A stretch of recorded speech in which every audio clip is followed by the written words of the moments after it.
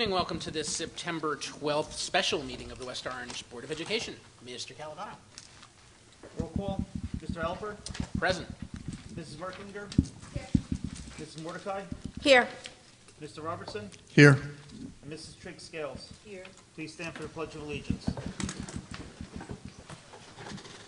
I pledge allegiance to the flag of the United States of America and to the republic for which it stands, one nation, under God, indivisible, with liberty and justice for all.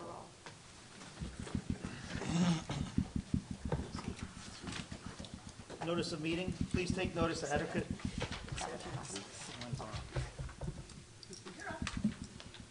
Please take notice that adequate notice of this meeting has been provided for in the following manner. That a written notice was sent from the Office of the Secretary of the Board at 4 p.m. on September 3rd, 2019. That said notice was sent by regular mail to the West Orange Township Clerk and the editors of the West Orange Chronicle and the Star Ledger. That said notice was posted in the lobby administration building of the Board of Education.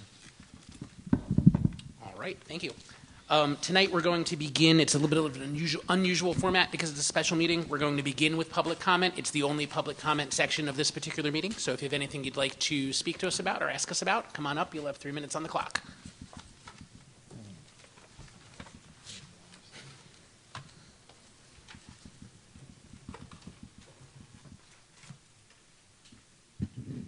Good evening. Jennifer Tunnicliffe, 8 Hartshorn Terrace. I just wanted to, number one, thank Dr. Cascone for the excellent communication regarding the evacuation today at the high school. I think that was really appreciated by many of the parents. We tried to put that out on our PTA page as well, so parents knew who were not in the area, so we appreciate that. And that's all. Thanks so much.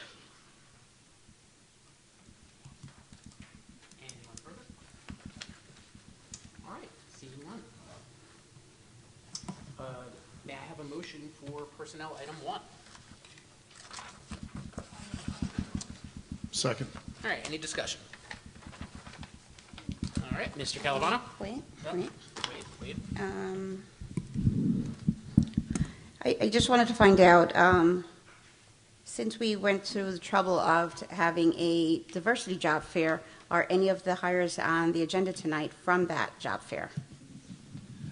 None of the current hires on this agenda are. I did request a report from Mr. Palick, the Interim Director of Human Resources, and I understand that we had 5 candidates. I did actually request 5 candidates that were hired that had been recruited from the job fair.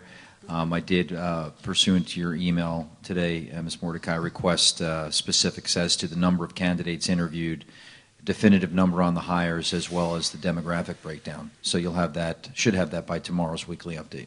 Okay, great, thank you. Mrs. Merklinger. Yes. Mr. Robertson. Yes. Mrs. Trigg Scales. Yes. Vice President Mordecai. Yes. President Alper. Yes. And may I have a motion for curriculum and instruction item 1? So moved. Second. All right, any discussion? Yes. In looking at this is a great program at Rutgers. I was wondering, we don't have anyone at the elementary level or any specific ELA or math. And if we're looking at student achievement, it would be great to have people in each area. So we have directors and then the science supervisor, but nobody for ELA or math. Agreed. I know you could say Mr. Mendez is for all of those, but we don't know if she has a math degree or an ELA degree. Yeah, so just to kind of give you a little bit of kind of the rationale for the decision making here. So, in looking at kind of fiscal prudence, being that the cost was approximately $4,000 per team, and that this represents kind of I would argue, just kind of an initial venture with RISA. And the model we're kind of going with here is to really to train district level leadership, building level leadership, in order that then they can kind of turnkey and build that out. And we definitely have more ambitious goals and plans with the organization, but this one is really just to kind of get some key stakeholders and decision makers in the district the ability to kind of gain access to this research and the trainings to network and to really gain a better understanding of how this organization functions.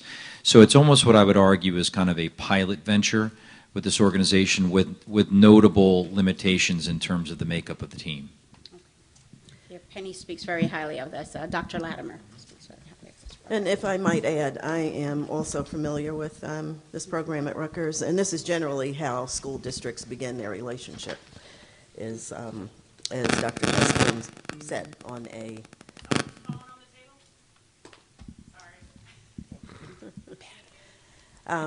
as a pilot, starting small and then branching out as time goes on. I was So I'm asking really for two happy more. to see this. I will also note, that since you mentioned Dr. Latimer, that we have also obtained a membership through the New Jersey School Development Council as well, which has a similar mission. So that's kind of how we're starting out this year, is really kind of building our partnerships with valid organizations, building our own kind of capacity from a leadership standpoint. But we also do have some other plans as well, which I'm not going to get into now, maybe in the weekly update, for how to push some more of this training out to the staff. Okay, thank you. Okay. Mrs. Merklinger? Yes. Mr. Robertson? Yes. Mrs. Trigg-Scales? Yes. Vice President Mordecai? Yes. President Alper? Yes. Okay, Dr. Cascone, why don't you start us off? I know we're going to swap the order and start with the Yes. LRFP. Thank you, Mr. Alper. So we are going to just switch the order.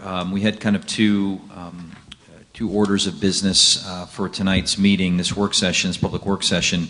One is for the board to review draft goals, their own Board of Education level goals, and also the draft district level goals, which we intend to approve at the next public meeting. I believe it's the 23rd? 23rd, yep.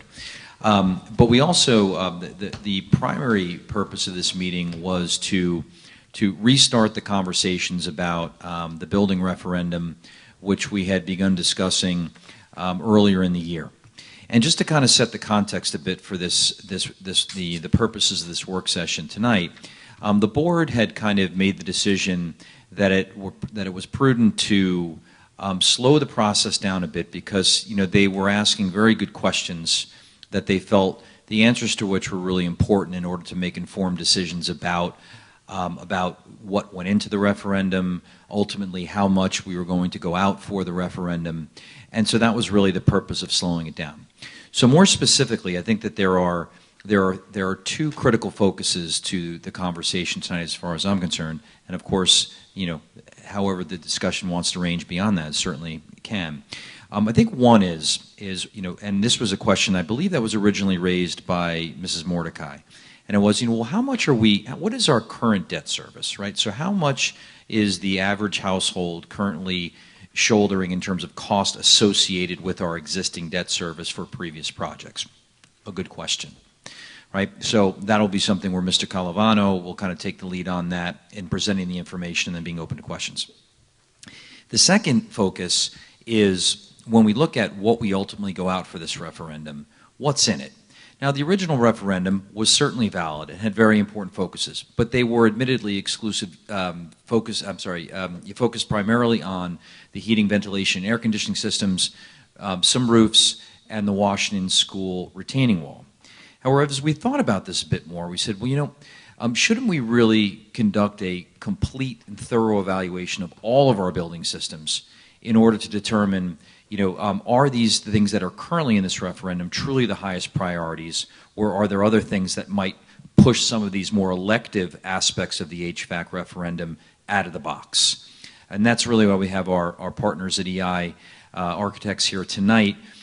We've been working with them on developing what an actual complete facilities evaluation would entail, minus, of course, the facilities evaluations they've already completed as a result of the HVAC system, the facilities evaluations that were conducted through the ESIP, and would go back through our own local evaluations, which were conducted by Mr. Ziggy, to ensure that that they didn't miss anything, or the architects might have a different lens on it. So that's kind of the second piece. I think those are two really important conversations to have and to bring to fruition, because once we've had that, okay, then those two pieces can come together. The debt service piece okay, can come together with the comprehensive evaluation plan to create a referendum that's not only valid in terms of what it includes, but also is as fiscally responsible as possible.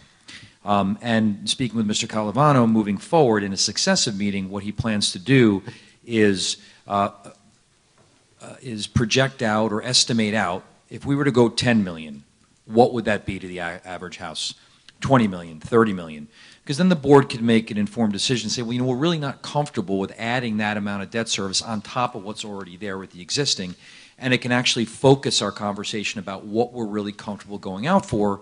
We can cross-reference that with the comprehensive facilities evaluation and the referendum proposal, which has already been developed, and come up with the best compromise of both.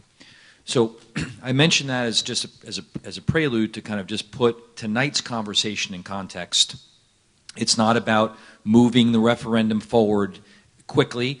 It's not even about really evaluating the previous referendum that was discussed and proposed. It's really about what are our taxpayers currently bearing in debt service, and how do we go about ensuring a comprehensive and thorough evaluation of our facilities. So that being said, we'll turn it over to our associates here with EI to talk a little bit about what you're proposing in terms of the remaining facilities evaluation.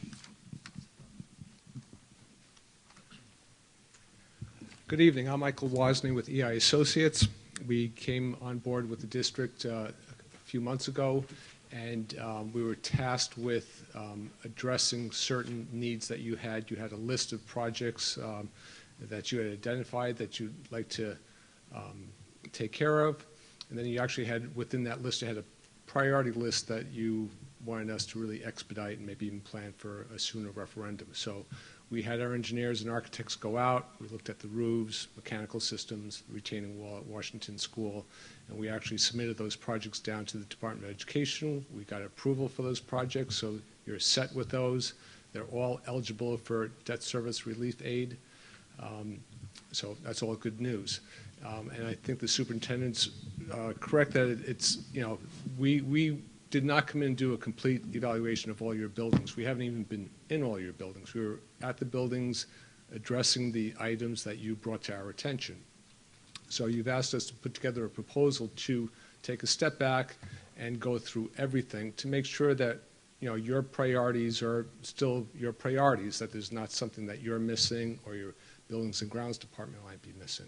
So we've got that proposal in front of you. We've got a couple options. We, you know, recommend certainly that you do, you know, option one, which is basically.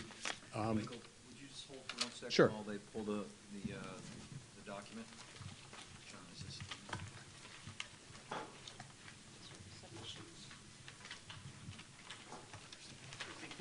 It's included in a packet that went home, and it's the last document. Yes.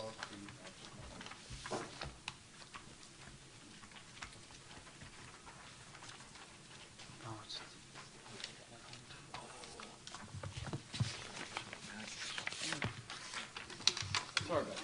That's Make okay. sure we got eyes on it. As you're finding that document, just so you know, we're very conscious of the fact that we don't want to be doing any redundant work. You know, we've already done things for you. You've had an ESIP program. You've been maintaining the buildings. Your Buildings and Grounds Department has done a great job of taking care of the buildings, maintaining them, and recording the things that haven't been done.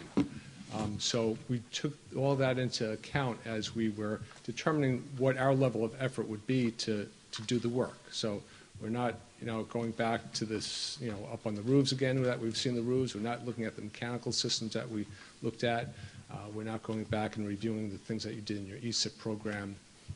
We're taking a lot of information that you're giving us. We've seen your plans, and again, the district's very well organized in terms of documenting all your existing floor plans and knowing what you haven't accomplished that still needs to be done. So we're going to validate a lot of information that you've already done and move forward. You know, we're going to look at things, and you know, we've got professional engineers that deal with mechanical, electrical, plumbing, civil, and look at those things more thoroughly. Because our civil engineer hasn't even been in the district because you haven't asked us to take a look at your site work, your ball fields, your, you know, parking lots, paved play areas, curbing, ramps, all those kinds of things, drainage systems. So there's a lot of things that we haven't even touched on yet. So, very simply, the options are, the basic, which is to do what the state requires, and that is, to identify all the deficiencies that you want to include, and you've got a simple description of the need. You've got a cost to it. You've got a priority set to it, and then a little description of the systems. That's option one. Option two is going a little bit beyond that and putting together what we call a facility assessment report, which is a little bit user-friendly. It's not just the printouts that you get off of the website, the DOE website, when you get your long-range facility plan updated. It's a document that you can flip through. It has pictures in it. The descriptions that we give you is a little bit more elaborate in layman's terms, describing the deficiency. So instead of just saying that windows being replaced at such and such a school, we might say when they were installed, if they're original to the construction of the building, or if they're 50 years old, and why they need to be replaced, or can't find parts for them, or they're low efficient windows, or whatever. So it just gives a little bit more of an explanation of why you need to do some of these things, which helps you to prioritize.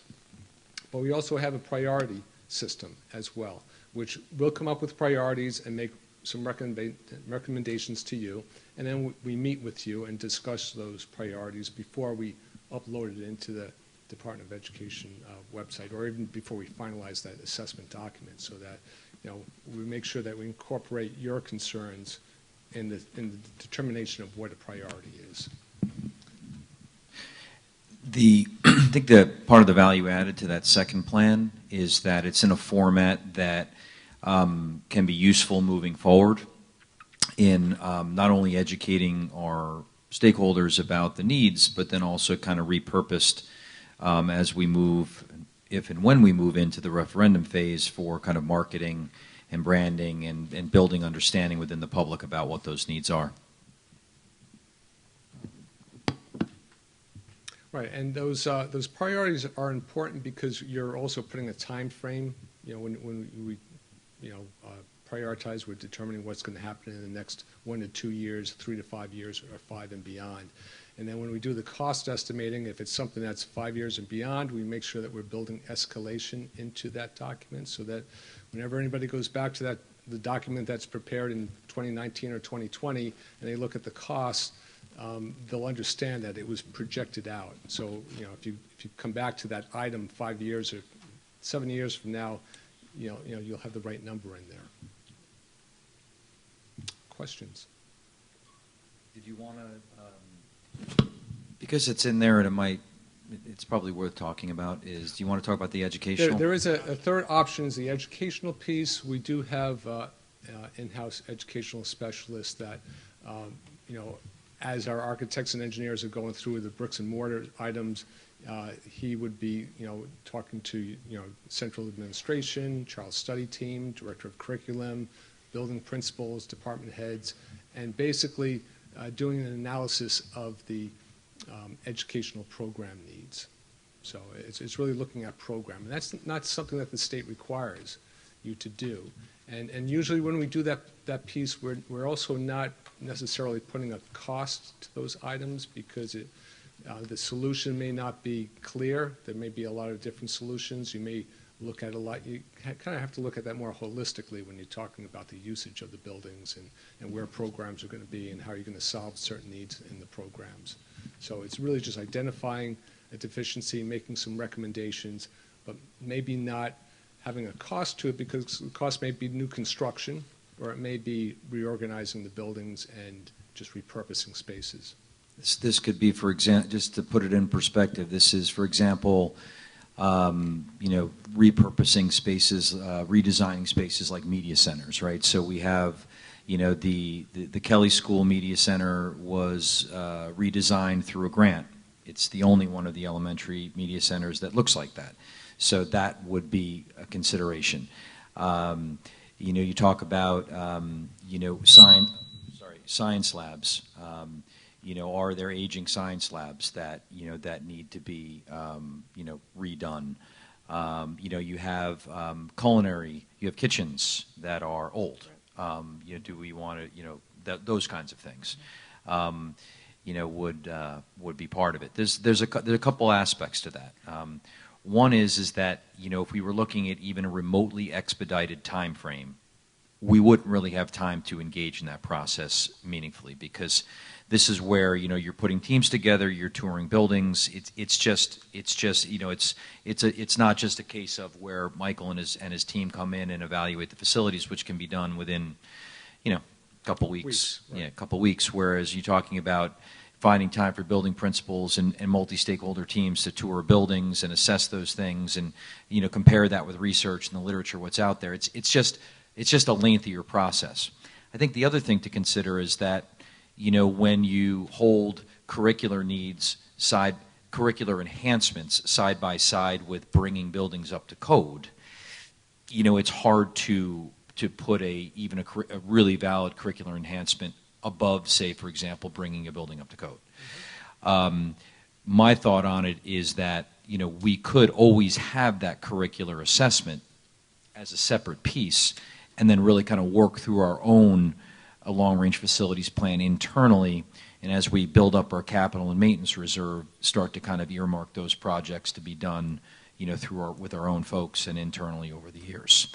But that's really up to the board to consider whether that's something you want to do as part of this evaluation, or you'd rather do that kind of ad hoc moving forward.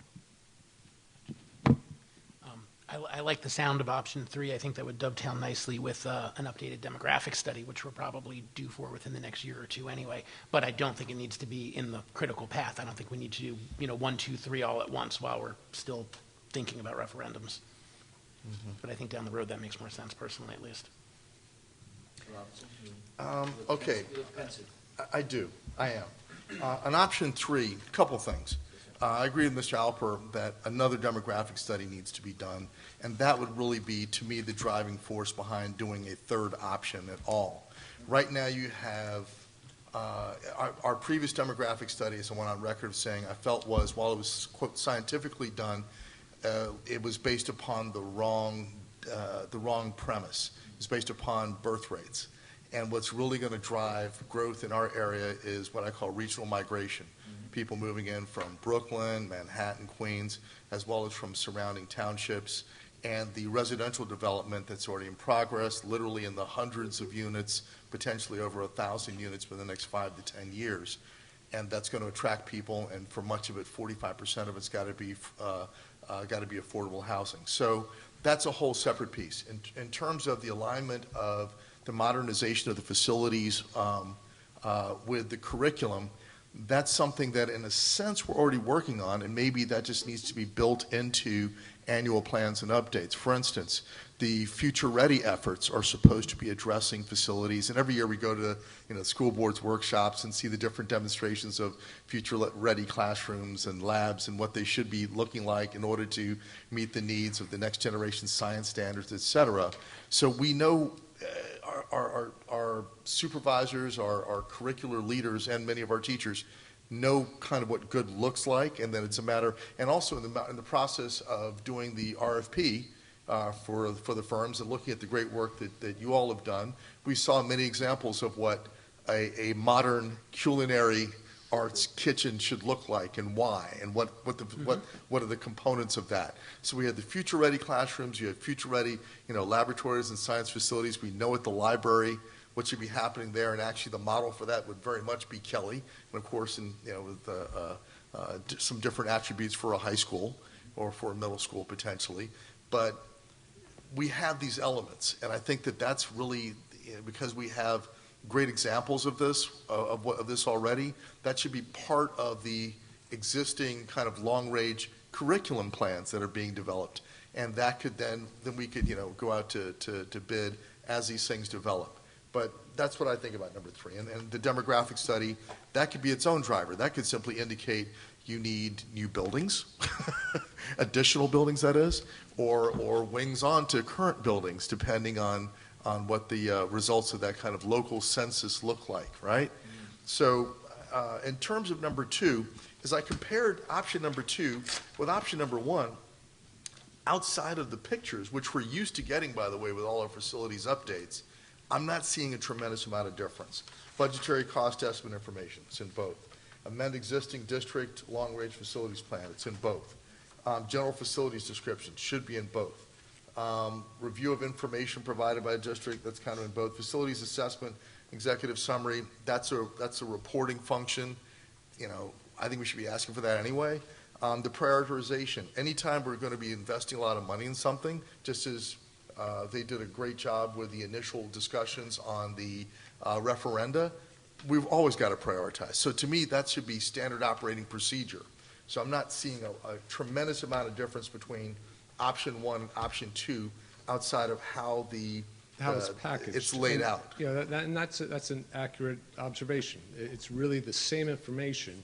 The difference is the description is a little bit more thorough and user-friendly. What goes into the DOE website is a very simple, description of the need, without understanding, like I said, take a Windows system, understanding, well, how old is that system? What's the normal life expectancy of that system? What are the benefits of replacing it, whether it's energy efficiency? Usually that kind of level of description doesn't, it doesn't go into the website. There's that, and then accompanied by the pictures. So there's not a big difference between the two, except for how it's packaged and what use you can make out of it. Michael, would it be possible, considering this could very well be something that the board is considering for vote at the latest October, but potentially September? Could you potentially provide us with samples like that you've done for other districts, so that they could review to kind of see physically what the difference looks like in making their decision? We'll bring you samples and also show you what the reports in the long-range facility plan look like, and then that's the easiest way to see what the two differences are. That's excellent. That'd be great. And also, even as we're looking at the long-range facilities plan, I mean, within the wonderful packet of material that we were provided, there still is a view to what the referendum would look like. And actually, in addition to Ms. Mordecai, I did ask for that detail and sent a table that I wanted that you filled in quite nicely on the information regarding outstanding, the details in outstanding debt and the tax impact. So, as we're developing that long-range facilities plan, but we know that there are needs that ignited this initial conversation. Health and safety needs, air quality. We haven't even really addressed, should the water quality be a part of this, since we know we have to have an annual maintenance plan. While nobody's gotten ill, and no one, I doubt, will get ill, we know that to maintain our water systems and to keep them Legionella free is going to be an ongoing exercise, right? So, it's almost as if we have two vehicles that need to be driving at the same time. And I do see the timeline for what's now a March referendum side by side with us. So, as far as the LRFP, seeing the two versions side by side will be a great help to see what the difference in detail is. And frankly, I would have expected pictures either way. As a component of it. You always want to be able to show the visuals, and later on, once the work is done, we'll be showing the before and the after pictures as we normally do. Right. Okay. Thank you. If I might. Thank you. I'm interested in option 2. I'm a very visual person, and I think as we get our stakeholders to understand the decisions that we ultimately make, it will make it easier for them to understand it, as well as for a layperson such as myself. And I'm also interested in option 3, certainly down the road, not right now, but as we look at educational programs. That's the business that we're in, so I would see it to be very beneficial for us. We know that right now the state is looking at pre-K coming down the road. It would be extremely helpful for us to see what kind of facilities we currently have that would serve us in that capacity for pre-K. Career and technical education is very big. It would behoove us to look at what we're offering and facilities down the road. So I would definitely be interested in looking at that at a later date. And again, thank you. Sure. You've provided us with so much more information, and I think that we were all feeling kind of, whoo, that's big. Well, that's And why we so- do provide the different options for the LRFP, because every district's in a different position, and, you know, sometimes they do just want to do, you know, exactly what the state requires them to do and nothing more in terms of documenting their needs, and others are looking to do a referendum and looking to communicate that information to the community, and Right. the pictures do help, and the more elaborate descriptions help. Right, and how often does a district do this, that you would say, we want a comprehensive look at our facilities? And to know that they're good and excellent is wonderful, Yeah. but that those areas where we need to pay attention to in the immediate future is very helpful, so thank you. So is the board comfortable if EI is able to, because I know there's, you know, is able to get samples within the next week, that we could potentially have a resolution to move the proposal forward in September? I think keep with a critical eye on your point, Mr. Robertson, of wanting to continue to move forward expeditiously. This way then they could get moving on that process. So, Sure, absolutely. yeah, okay. Okay, we'd be happy to do that. And the only, Thank you. I'm sorry, go ahead. I apologize. Are you doing an add-on? I was just going to say, in regard to number 3, my big question, I guess, I agree with everything Mrs. Triggscale said, but my big question would be who would really have ownership of that? Because I know there's already a lot of internal thought that's going into that, and it's a matter of whether or not it's, because business and CT, they're looking all the time Yeah. at how to upgrade. Every principal is looking at how to get a library that looks like, how to have a library that looks like Kelly's. And Right. so these conversations have been going on, but it's a matter of the ownership and the process towards developing in that direction as we're developing all of these, all of our curricular programs. Yeah, no question. And I think there's no question that our internal expertise insofar as knowing what's best practice out there from a curricular standpoint, and even to some extent from a spatial physical plan standpoint, is there. I think what you get when you partner up with the architectural firm is a couple things. One is the experience in terms of how it's been executed in other school districts. You know, in terms of how people have been creative about using space. They can give you kind of a ballpark in terms of what you'd be talking about in terms of cost. So you kind of get all that. It kind of bridges the theory with the practice. So I think that that's really the benefit. But I also, you know, I would agree. I mean, I think that that it's going to be very difficult, as important and valuable as these items are, for them to rise up to the top of the list on really what's really going to be a nuts and bolts referendum, right? That being said, I do believe that we can be very, very strategic about the way we're using local funds and any reserve that we build up over the years to kind of fund some of these projects in a strategic manner and have them executed by our internal guys and gals. So I think we're on the same page. I think we are. And now that we have, you know, you in leadership and you have this vision, I think, too, this is an opportunity for our folks internally for you to ask the question, as you're developing your curricular programs, do you have a vision towards what type of facilities and resources you would need? I would ask, you know, I think that it would be great to hear their answer first, because I know many of them personally have actually looked at a lot of these things already and said, gee, I would love to have this. Now, having the EI expertise is where you can bring the ideas to fruition, you know, bring the concepts to reality.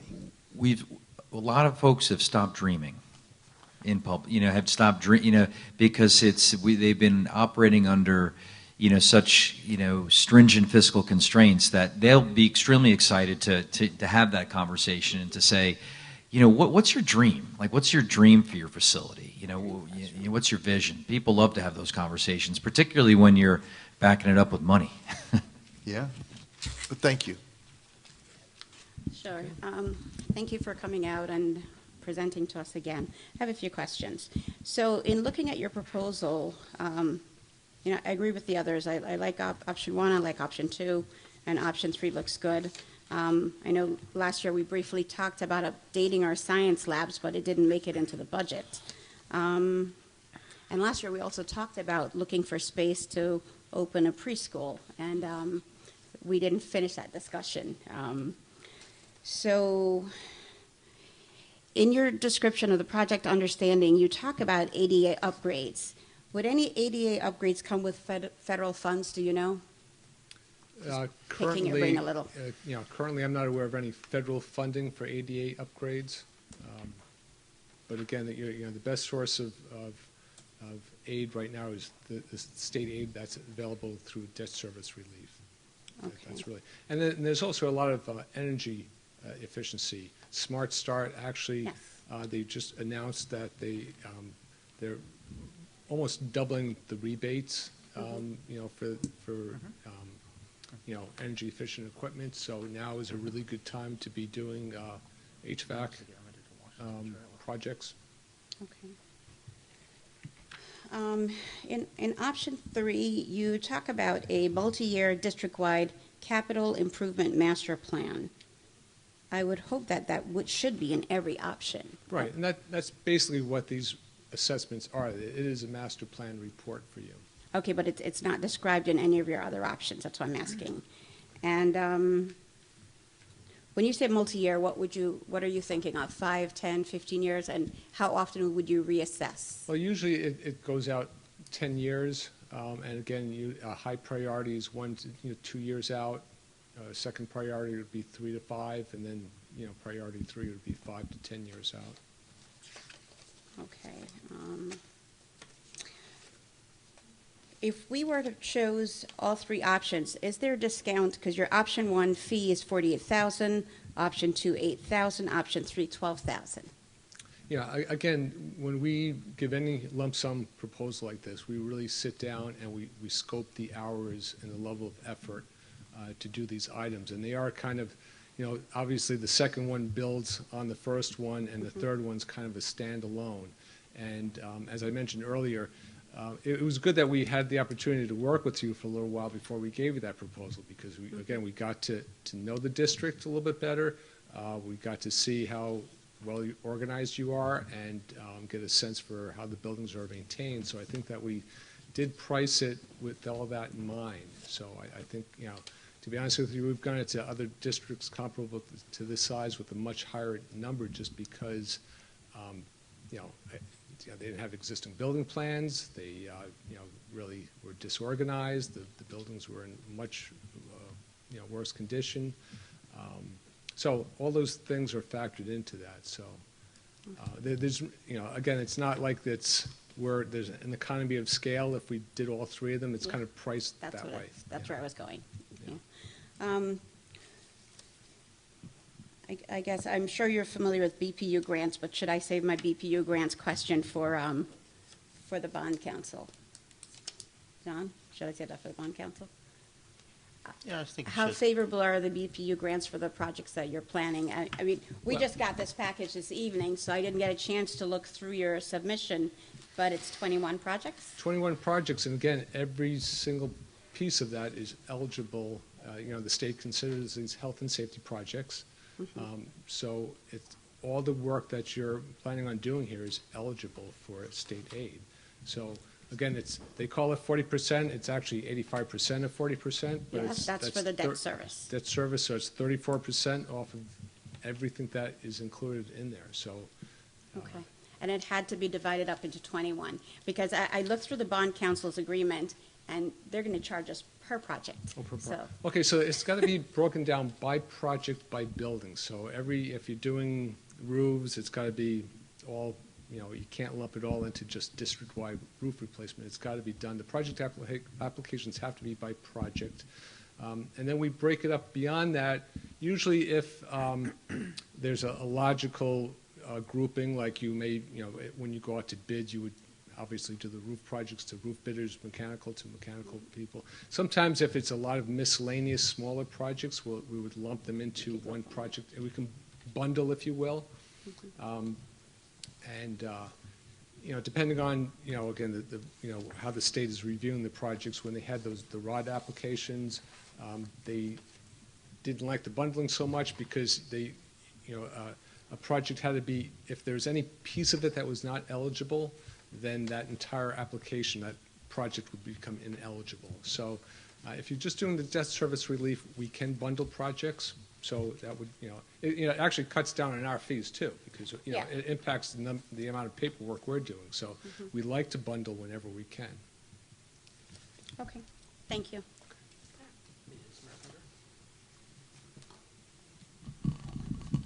I'll keep it short. I agree with my peers. I'm leaning more towards option 2. I like the idea of just the all-encompassing and more detailed, but definitely option 3 with the educational piece and looking at where we can improve some of our facilities, especially things like kitchens and classrooms. I know we had talked about a restorative justice room. So some of those things I think would be beneficial. So somewhere down the road, not necessarily right now. But otherwise, thank you for all of this. Yeah, and that educational piece, I think it is wise to move slowly with that. We can have Joe Donnelly, who is our educational specialist, he can come out and have a general meeting with everybody just to kind of discuss, goals and visions, and maybe give them some homework, and then they can go back and they can, do a lot of work on their own, determining what their, think about their spaces and their vision, and then it's best if that piece of the assessment moves at a slower pace.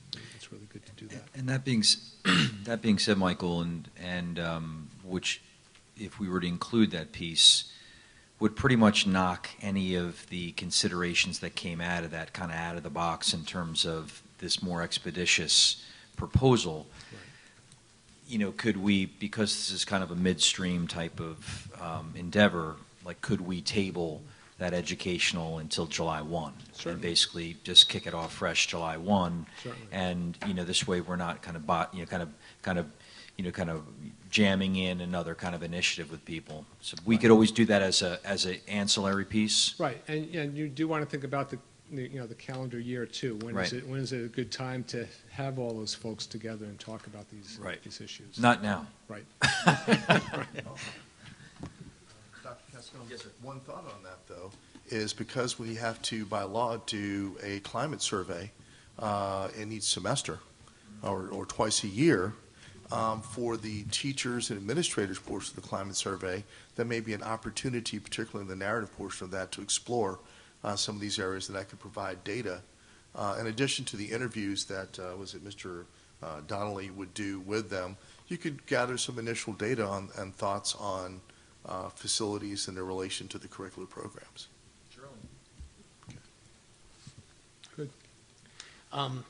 Is there a point looking at numbers right now for what we've already talked about with referendum, or is it not, if it looks like we're going to be doing option 1 at the very least, to see what else there is? Because I don't know if it makes sense to start talking about whether, a particular roof is priority 1 or priority 2 if, God forbid, you find out we've got, a building's about to fall into its basement or something.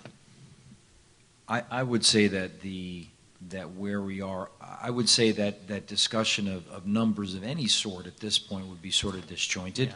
That being said, you have a lot of information in front of you in terms of what's provided by John, so gives you time to wrap your head around that. What I would see is, we get the proposal approved, that gets moving, and then we could always schedule a successive work session Right. either in advance of the completion of the proposal or before, if you wanted to have further discussion about the numbers. Exactly. That would be my perspective on it. That's what I think too. Are we at a point where we want to transition into looking at debt service numbers, or do we have more architect-related first? I have a couple more. Ms. Merklinger mentioned the restorative justice room. Now, in our budget cycle early this year, we added $8,000 in for the restorative justice room. So I don't think that would be in the project unless it turns out it's going to cost more than $8,000. But we did put that in the budget for that.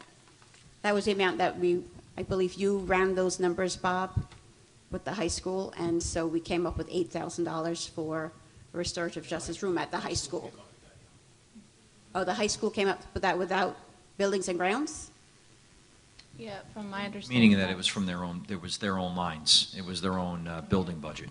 Right. No, I meant an assessment of the Oh. facilities at the high school to know how much you would need to renovate that room. It wasn't discussed to renovate it. It was just in the high school's items of things that they wanted to see when we were looking through line items. I know, but that amount was given to us by the principals. That's where I'm going is, did Bob do an assessment of that area at the high school and come up with that number, or will that number be larger? Well, and again, if it's a space like that, our architects and engineers will walk through spaces, with you, and we can put that into the long-range facility plan, even without it being an educational issue. Okay. Same thing with science labs. If we walk through science labs and we see they're outdated, we don't need to look at the educational vision. However, it would be good to step back and say, well, do we just want to replace these science labs updated in kind in the same configuration, or do you want to think about the future of science at the high school and whether it should be more flexible or, in a different location in the building or that sort of thing. So if it's a simple decision like we're just renovating the space, even if it's, taking a home ec program and turning it into culinary arts, it doesn't necessarily have to wait for an educational assessment to do that. We can include that in the long-range facility plan update. It just won't have that extra, holistic look at all the educational program needs. Being the home of Thomas Edison, we definitely should be updating our science labs. Thank you. Agreed.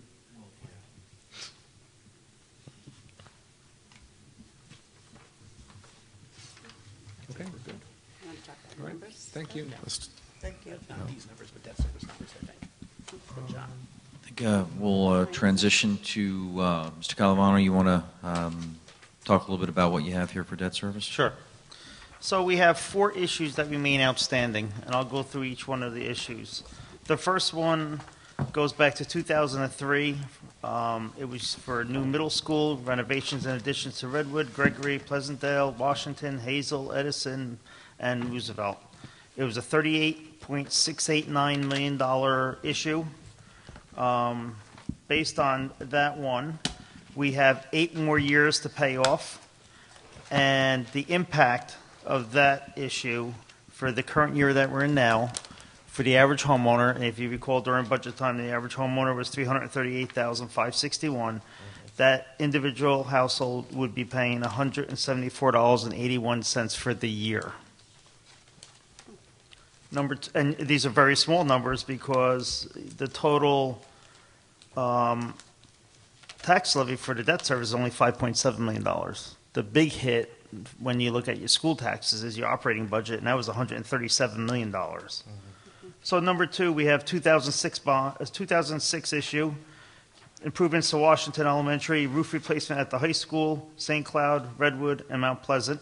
That was a $4,387,000 issue. There's only 2 payments left, and that impact is $90.18. Number 3, 1999, additions to Redwood Elementary School and the high school, $37 million. There are 10 payments, 10 years left for this issue, and that impact is $22.56. Our last issue that remains outstanding is 1997, improvements to Edison, Roosevelt Middle School, and high school, $10,968,000.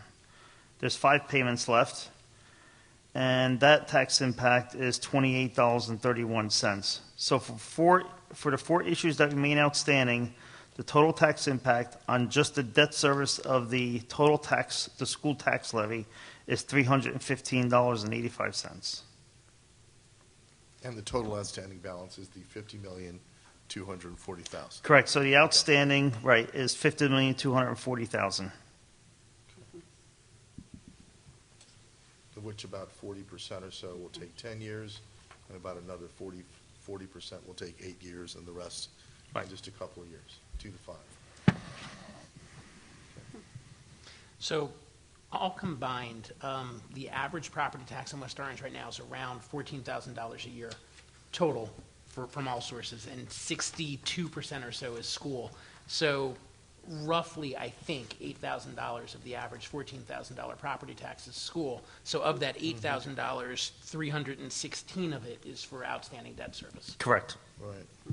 So as a fraction, it's not huge, though obviously it's, twice roughly what the increase was. Right.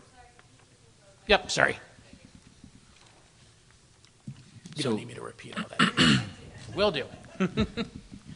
So based upon the time sensitivity of the projects we've been discussing, it's not really a question of if, it's a question of how much, right? Ultimately, how much is the board comfortable adding to the current debt? Right. And the community. Yeah. Right. I mean, ultimately, how much is the community comfortable with? Right. How much, and what the term is to pay it off, and making sure we're not looking at it in a vacuum. It is true. Your summary of the numbers, very good, but we also know that we've been going up every year. Oh, of course. 1.2 to 1.6%. Some years we've done the full 2%, and so you have that build going on simultaneously with this, and then simultaneously with the existing. It adds up. But to your point, this is 50 million. If we went with all the options, not that I'm saying we should, I still believe we need to have 3 options. We're talking about another 54 million. Well, again, though, that's assuming that we're still talking about what we've been talking about with Right. HVAC and roofs, and that we don't find, things about to collapse somewhere. Well, that might become more The important. only thing that would disturb me about that statement is, based upon what these gentlemen have said, and based upon what Mr. Ziggy gives to us on an annual basis, I would worry about that statement, because it said that our facilities are in general well kept up, pretty good shape. Right, you certainly They wouldn't may ex- find you out, certainly but wouldn't I expect just would that. be careful about statements You like certainly wouldn't that they expect may that. find where a building's about to collapse. No, I would but- not use that terminology. No, but at the same time, at some point, Montclair was surprised when you weren't expecting They your were, stairway to but I'm collapse just in saying, high I don't want school. to be alarmist. No. Because we've just heard facilities in pretty good shape. Yep. We get our annual report internally. We have these gentlemen who've been looking from, as this third party coming True. in. But And it is so it is certainly possible that something might come ahead of what we've Anything's talked about, because possible. otherwise we wouldn't be looking to update the LRFP first. Right, anything's possible. I'm just saying, Yeah. Right. we want to be careful about inflammatory. Right. And not an alarmist, just a realist. That's all. We have buildings that have some age on them, so we need to take Yeah. a look at them and make sure that they're in as good Right. a shape as we believe And- they are. And we all agree on that. I'm just saying to be careful about how we characterize it Got it. until we know differently. So at the end of the day, when this evaluation is done, one thing I would ask is that it be placed on the website. We have done facility studies, it's not on the website. We did a feasibility study, not on the website. Not on the website, Can't no. find it, and we've changed our website 2 or 3 times in the last 9 years that I'm on the board. Our efficiency study, not on the website, nobody can find it. And we've changed our website a few times. I don't know where these documents disappear to, but had I known that these were going to disappear, I would have kept the thousands and thousands of envelopes that I've been getting for 9 years. But Well, it's a great point, Mrs. Mordecai, and not that we're segueing right away, but as we start to talk about district goals of communication and perception, you. I think it's quite relevant. One thing I was thinking, Ms. Mordecai, was as we start to move forward in this process, to be really transparent, and I think part of the reason why we in public work sessions televised, we really want the public to be privy to our ongoing conversations. And I would argue once the evaluation, I would love that to be the subject of a public board presentation, and one which we actually really kind of advertise and try and get more folks in the chairs to actually see. Yep. So definitely. in doing the evaluation, I know we have drones at the high school. Will you be using any of the drones to take pictures of the roofs? Because I'd like to see exactly what's up there. We like to walk the roofs ourselves. Okay. But it's tough to take a picture of it when you're standing on it. True, but Google Earth helps. Mike? Okay. Take Sorry. on a field trip.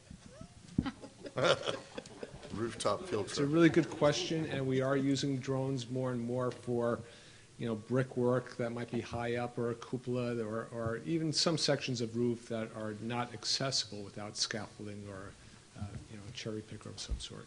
But we do like to walk the, roofs, and we've done that. We actually have been up on the roofs that you've asked us to go to, and, just look at everything closely firsthand is the way we like to do it.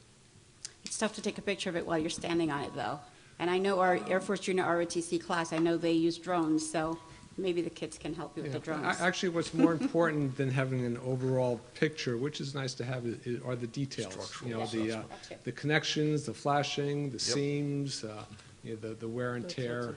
You know, those are the things that are important to document, and those are the things that are really effective when you are explaining to your community why you need to do things. It's the distant pictures are good, but it's really all those detailed pictures that help a lot.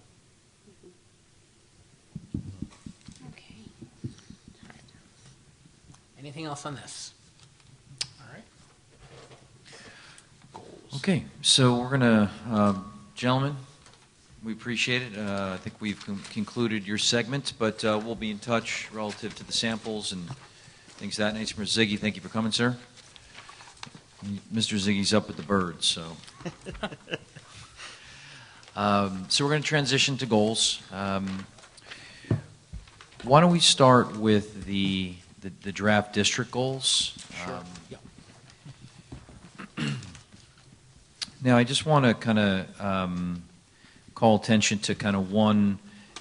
You'll notice an edit that I made, and it kind of came up recently as we were talking about the Health and Wellness Committee, and you know, really the importance of kind of putting that front and center as a district level goal.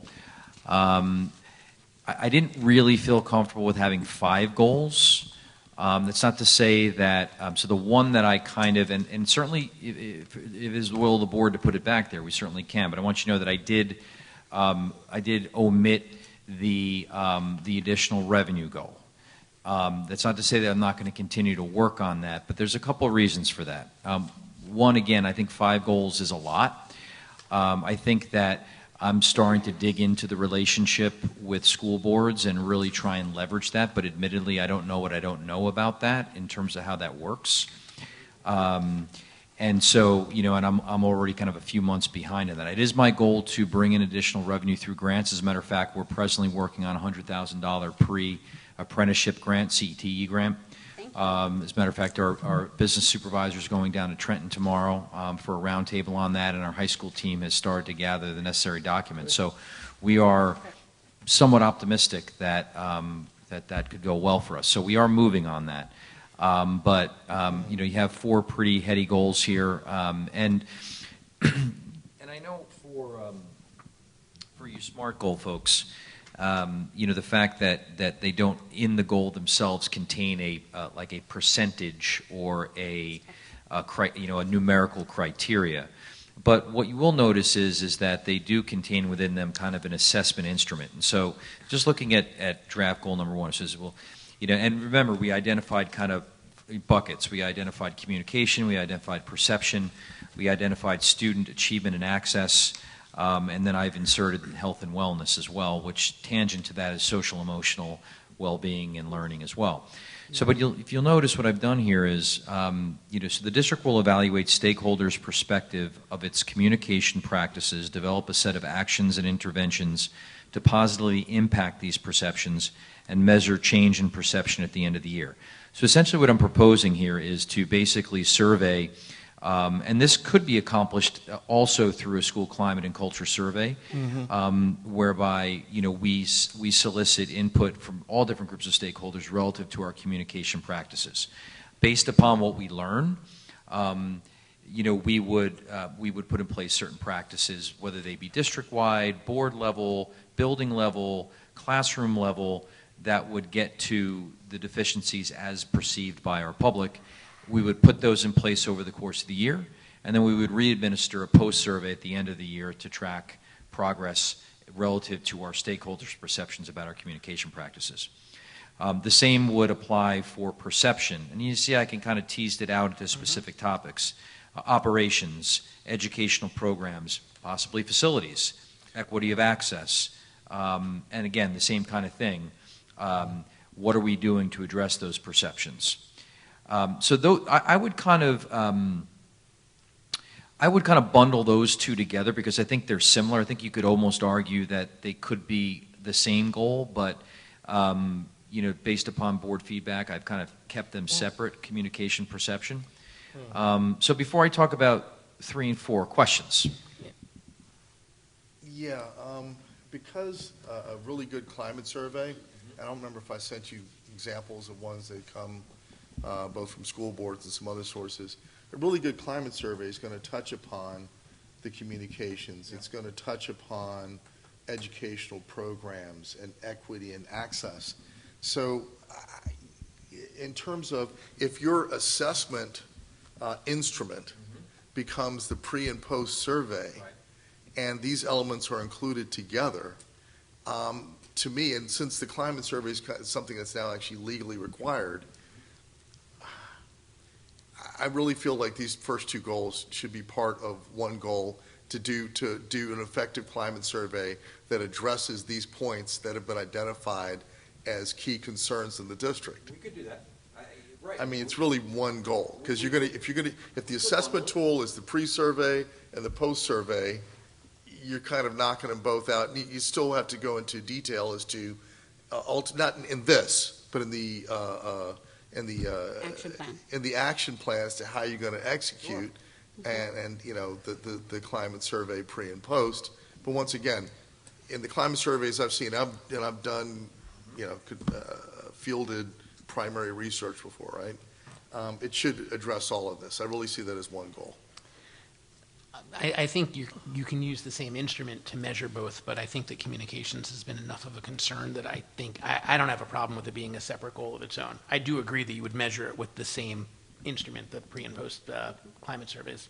Or you could tease out, what you could do, Mark, is, What you could do is. Call me Mark. It's okay. I'm sorry. It's cool. Sorry. It's cool. It's a work session. It's a little bit more informal. Yeah. No worries.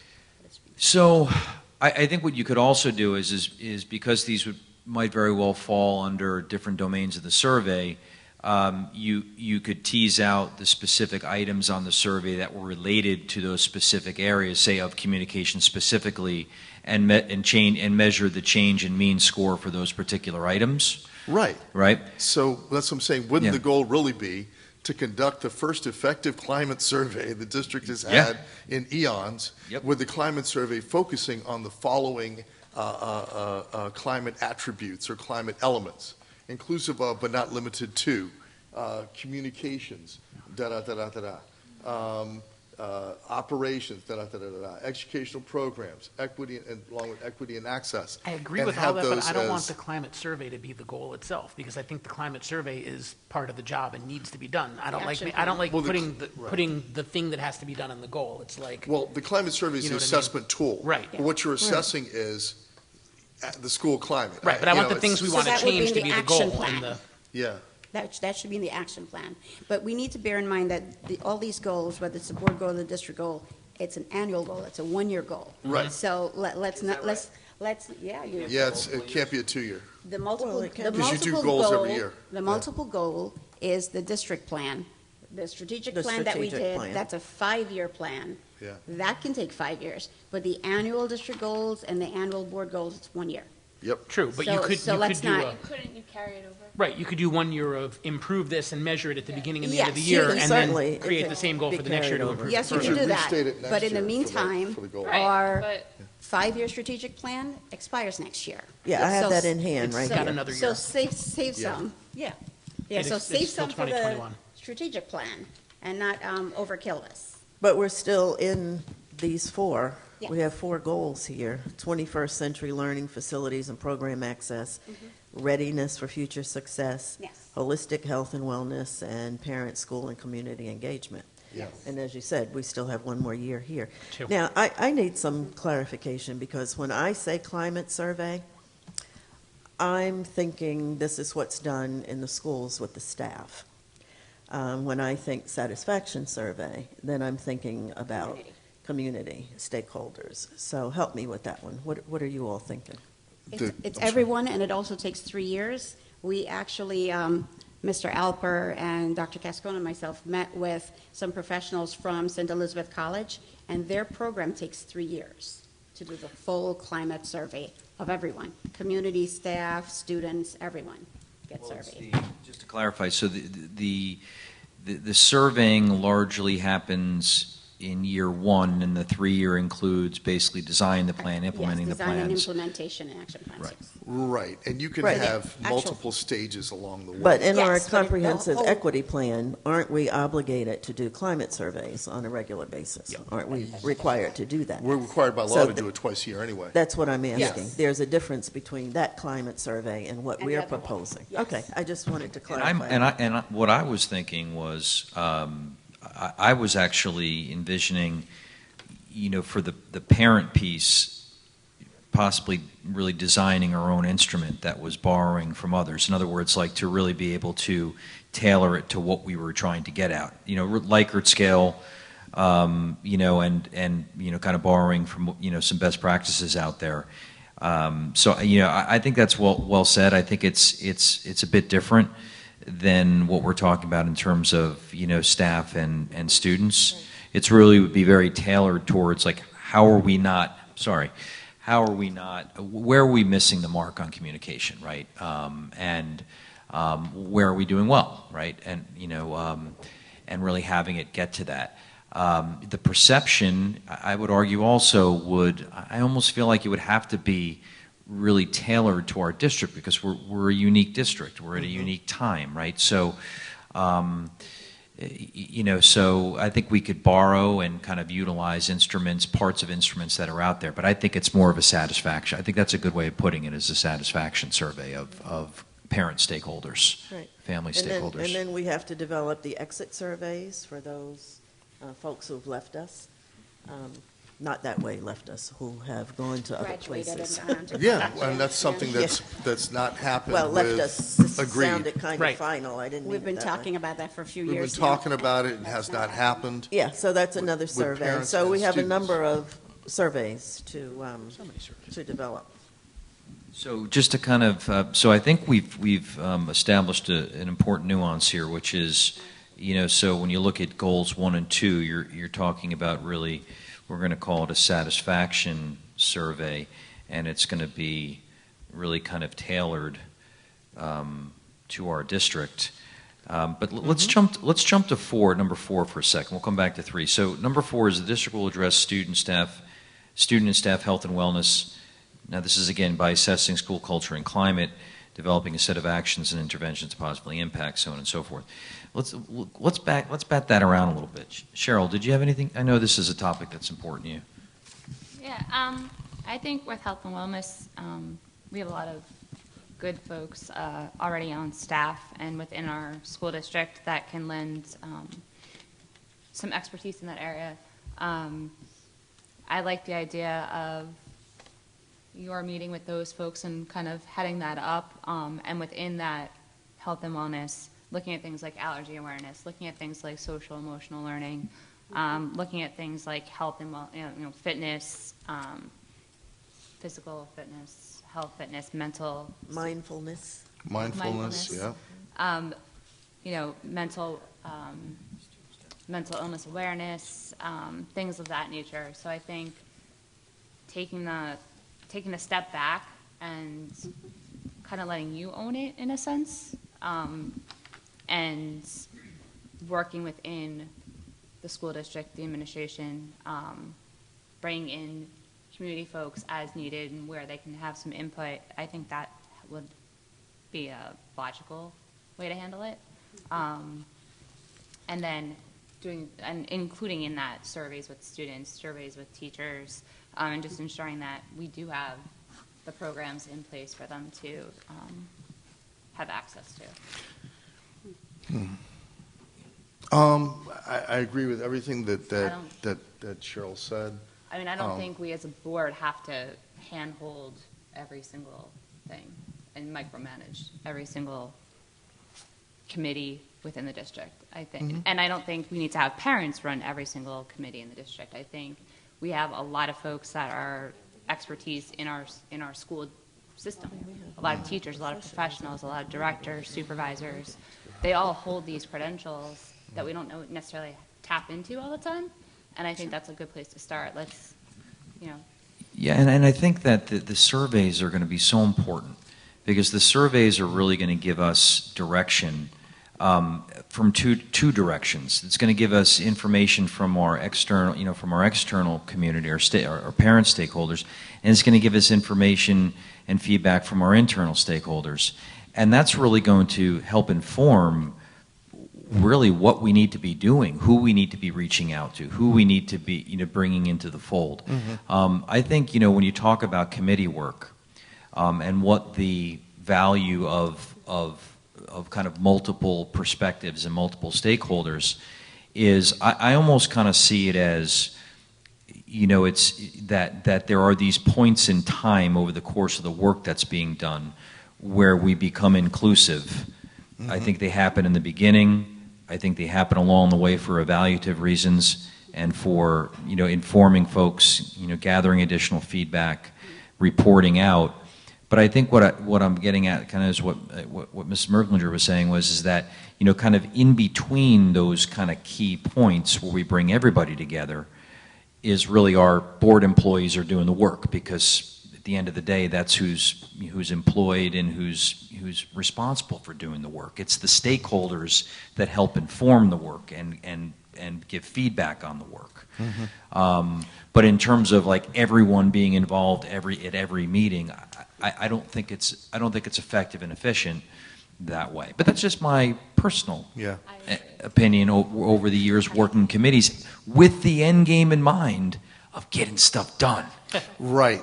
See, that's the thing, and I've already shared this with you, that we need to be more efficient and effective in how we use committees. But I think, too, let's take a step back. From a research standpoint, what we're really talking about is, in both cases, we're getting feedback. Surveys, quantitative feedback, right? You will have some narrative in there where you get some qualitative as well, but it's quantitative feedback. You're going to reach a large number of people, gather a large amount of data, and see what picture that data paints for you. Where the committees come in, if used judiciously, is committees are both an opportunity to get some qualitative feedback as people share with you verbally in person, and it gives you some texture and makes things a little bit more tangible, right? Sure. But committees also provide another element that's part of the relationship, and that is engagement, involvement, inclusion, because you can't get that through a survey. So I agree with both of you. They need to be used judiciously. But I think there's an element missing from number 4. Okay. You talk about impact of perception, measuring change in perception. But there's an issue I've been raising in regard to health and wellness that goes directly to what we're teaching and how we're teaching it. To date, the board has not seen an updated health and PE curriculum since 2016. And while we're in a scattered way, I see there's this video that's being shown over here, there's this group over here, that some of the issues of our time are being raised from a special services standpoint and from a health and wellness or a PE and health standpoint. We have not really addressed, at least not that I've seen, the curriculum and instruction aspect of the impact of smartphones, impact of social media, awareness from starting in elementary school about anxiety and depression, because we're seeing it, it's being diagnosed more there, it's being identified and diagnosed more in elementary and in middle school. Where are these elements, to help our kids understand what they're going through, help parents understand what to do, and in conjunction with that, the PD. So I think there's a curriculum and instruction element missing from this. It's nice to measure perceptions, but what are we doing to change the fundamentals of our curriculum to address these highly relevant, modern, and real issues? I think that's a great point. So would it? What I'm thinking is that not so much a matter of perhaps in addition to impact on perception, measuring change, but also evaluating and putting in place necessary and appropriate modifications to the health and physical education curriculum and counseling curriculum. Yeah. Yeah, and we may even want to look at that. That may even have structural implications for us. Look at what's Verona's done, and things like that in terms of stepping up the the number of staff in terms of psychologists and social workers, that sort of thing, and how they're utilized in addressing the needs of the community. So, you know, it's more than just perception. It's the nuts and bolts of how we're addressing it the curricularly. issues. Yep. Yeah. Ms. Merklinger? Do we want to be specific, though, with it being PE health, or do you want to leave it as evaluating and Health and implementing wellness. modifications To where applicable Where applicable, exactly. in the curriculum? I like that. Yeah, Good. absolutely. Versus defining it That's just specifically giving to- examples. Right, but I mean, you can even implement. The details Probably can don't be in even the realize action it, but plan. there's things where you can implement education and learning on anxiety and how to deal with it in math. You can do it during science and Right. social studies. So Right. I don't want to just limit us to it only being Yeah. utilized in health. And Maybe Absolutely. assess school culture, climate, and curriculum. And curriculum. curriculum. Yeah, There you go. perfect. Okay, so now let's get down to the brass tacks here, which is number 3. So this is the one that I kind of worked up relative to access and achievement. So I should say that the idea of focusing on data-informed instruction was already an existing focus of the curriculum team. So that has happened. But in terms of taking it another level and saying, really kind of looking at our achievement data, our enrollments, and identifying, and not just academics, but really looking at our metrics and saying, okay, do we see disparities in our suspensions? Do we see disparities in our attendance rates? Do we see disparities in our college admission and attendance? Do we see disparities in our enrollment in honors courses? Yeah. Are we seeing disparities in achievement Exactly. between economically disadvantaged students and regular? So really drilling into that first and seeing, and really doing a disproportionality analysis of according to those lines, and then setting off to actually build action plans and goals, whether they be administrator goals or student growth objectives, that are focused specifically on bridging those gaps. Right. It's wonderful. Absolutely wonderful and much needed. Yeah, I agree with that. So then what, I'm sorry, Sandra, just give me one more moment? Sure. Okay. And then so when we start to get into our district assessment report, which of course we will be presenting in the early October meeting, on an annual basis, we can now be reporting out on that and saying, this is where the gap was, if in fact it existed, this is where we are this year, and we can have that be kind of an annual reporting out. The goal being that we don't have disproportionality based upon, membership, if you will, in any particular group. But I think getting a sense of, the extent to which that exists and where it exists is a great starting point. I just want to add on to that. But when you're talking about that, that made me think of, I looked at some of our data online because it's out now, and we have chronic absenteeism at the high school, 14.9%, equal to the state at 14.9%. If there could be a goal to reduce that, I know we have truancy officers, we have attendance officers at every school, but what's happening? And when you look at every school, it's kind of high. There are a couple of schools where it's 6%, but the 14.9% at the high school struck me. And if you're absent that much, there's a lot of classes you're missing, a lot of courses. How can you possibly graduate on time if you're absent like that? Are there other reasons that get counted as absenteeism? No, there's other reasons, of course. I mean, I'm just wondering what bad- gets counted into considered being absent from the high school. So if it's you have to if there's something other than What's the analysis? let's not. I don't want to just assume Well, the kids are state data cutting didn't- school, but the state data didn't disaggregate. So, I mean, it could be medical, physical, medical. that's it what I'm could at, be- yeah. Curious that's what if I that's wanna- excused It and could not be excused, whatever. mixed in. Yeah. So Yeah. so one of the But it was just high. thank you. No, I think I appreciate that. The and suspension rates at Liberty is high every year.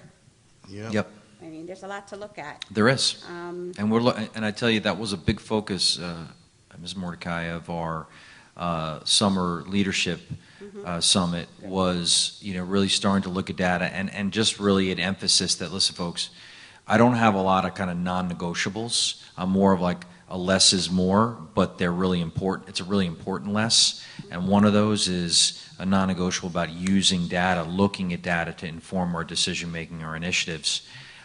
So I think that message has been well received.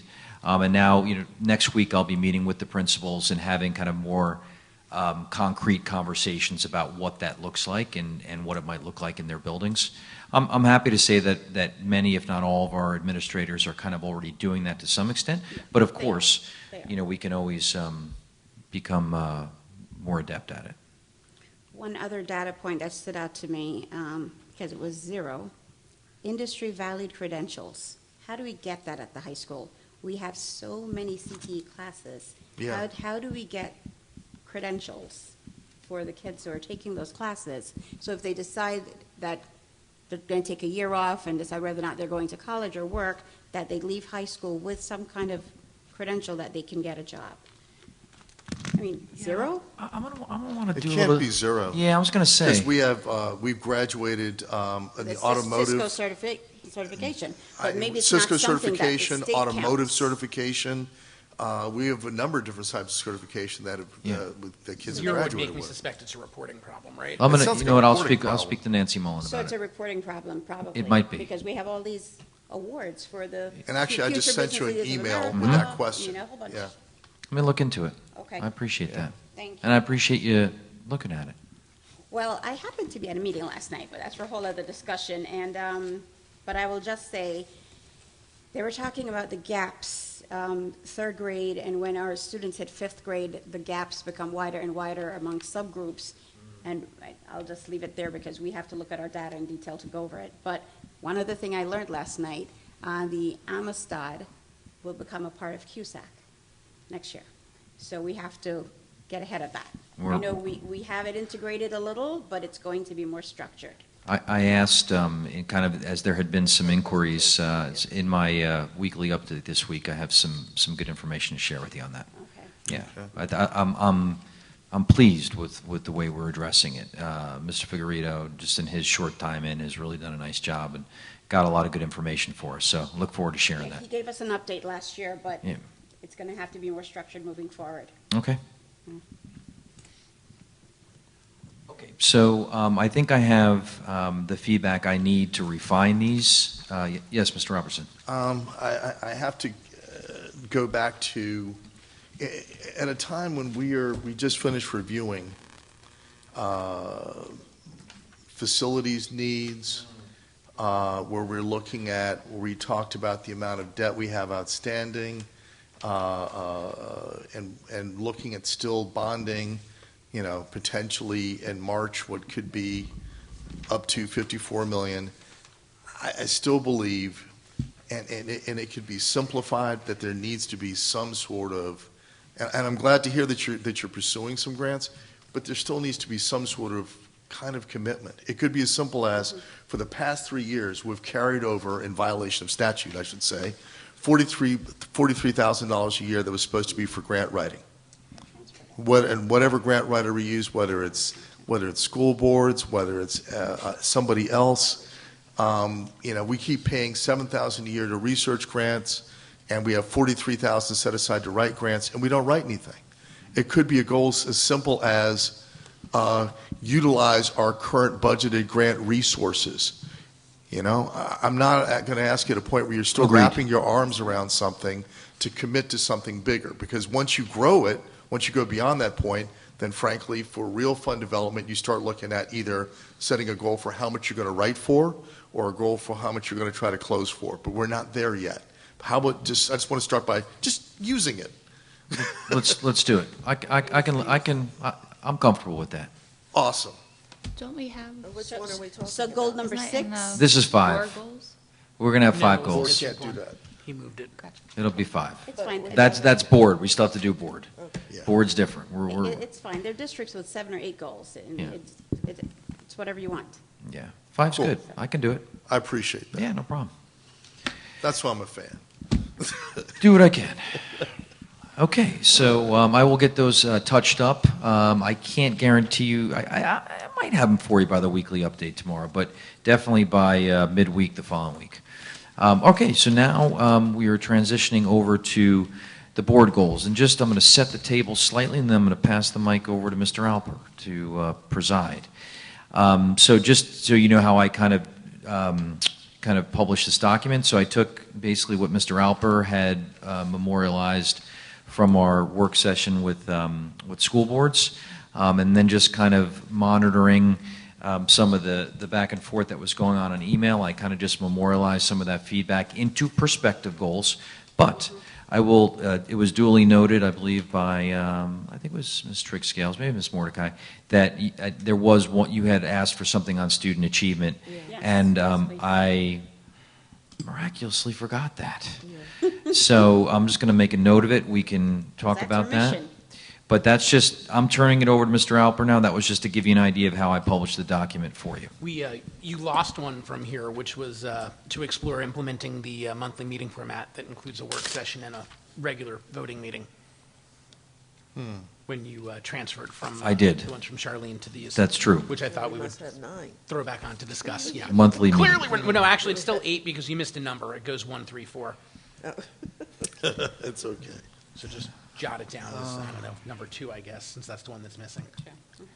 So just to go over them briefly, so there's that one about the meeting format. There's working on the district goal of improving perceptions, updating the policy manual, continuing to participate in individual and group professional development, and then there were some other suggestions that came out of some of the back and forths we've had subsequently, possibly something about the referendum, possibly something about negotiations, possibly something about budget, and possibly something about student achievement.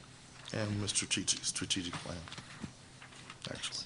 No, strategic plan is a district goal, not a board goal, and it's also another year away. The strategic plan doesn't expire until 2021. So I think that's for next year's board to figure out for the district goals for the next year. We'll come back to it. So do we want to start with the meeting format? Actually, Dr. Cascone, if you want to sort of, because I think that arose from you explaining how you did it in Old Bridge with your meeting format, and I think there might be things we could steal there if you want to kind of walk us through how that worked. Tonight's meeting is work session. Exactly. Yeah, I mean, so it is, and it kind of functions similar to this, except what would happen was they would have 2 meetings a month. One would be what was called an agenda meeting, and it was also a work session, but what would happen is that we would prepare the lion's share of the agenda for the successive public meeting for that meeting. And it would be an opportunity, a public opportunity, for the board to discuss the forthcoming agenda. There would be very few items that were for action on that agenda. Typically it was bills, sometimes an emergent hire like tonight, for example, if it was time sensitive. But by and large, those items were not for action, they were simply to discuss. And it really gave it a public opportunity for the board to have that conversation. And then the following meeting, the second meeting of the month, was the actual public meeting on which everything was voted. So, you know, I think it worked well, I think, for a board, and I think it could work really well for a board of 5, because just in my early observations, I think it's, you know, it's all about having an opportunity to vet and discuss and to ask questions. The other nice thing about it is that if there were any questions or concerns that came up at that agenda meeting / work session meeting, it gave the administration an opportunity to gather more information to report back to the board prior to the actual public vote, which was really came in handy often. If board members had questions or wanted to come in and sit down with the administration and have one-on-one conversations about it, they could do that. All in you know, for the means of when we get to that ultimate vote, people were as comfortable as they were going to be with the vote. So that was the way they did it there. It seemed to work pretty well. I think that makes sense. My one concern is that I feel like as it is, we have presentations on top of presentations, and with even the 2 meetings a month that we have where we can do presentations at both, we'd sometimes get behind on them, which gives me a little pause.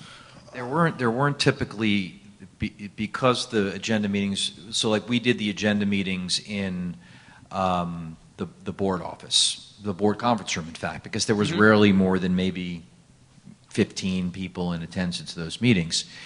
And again, there were very few items for action on those meetings. And there could be no items for action on the meeting. Like if the board weren't comfortable with there being any items for action, you wouldn't have to. But then we would do the second meeting in the larger setting, and both would be videotaped. You're grimacing, Mr. Robertson. I am. Yeah.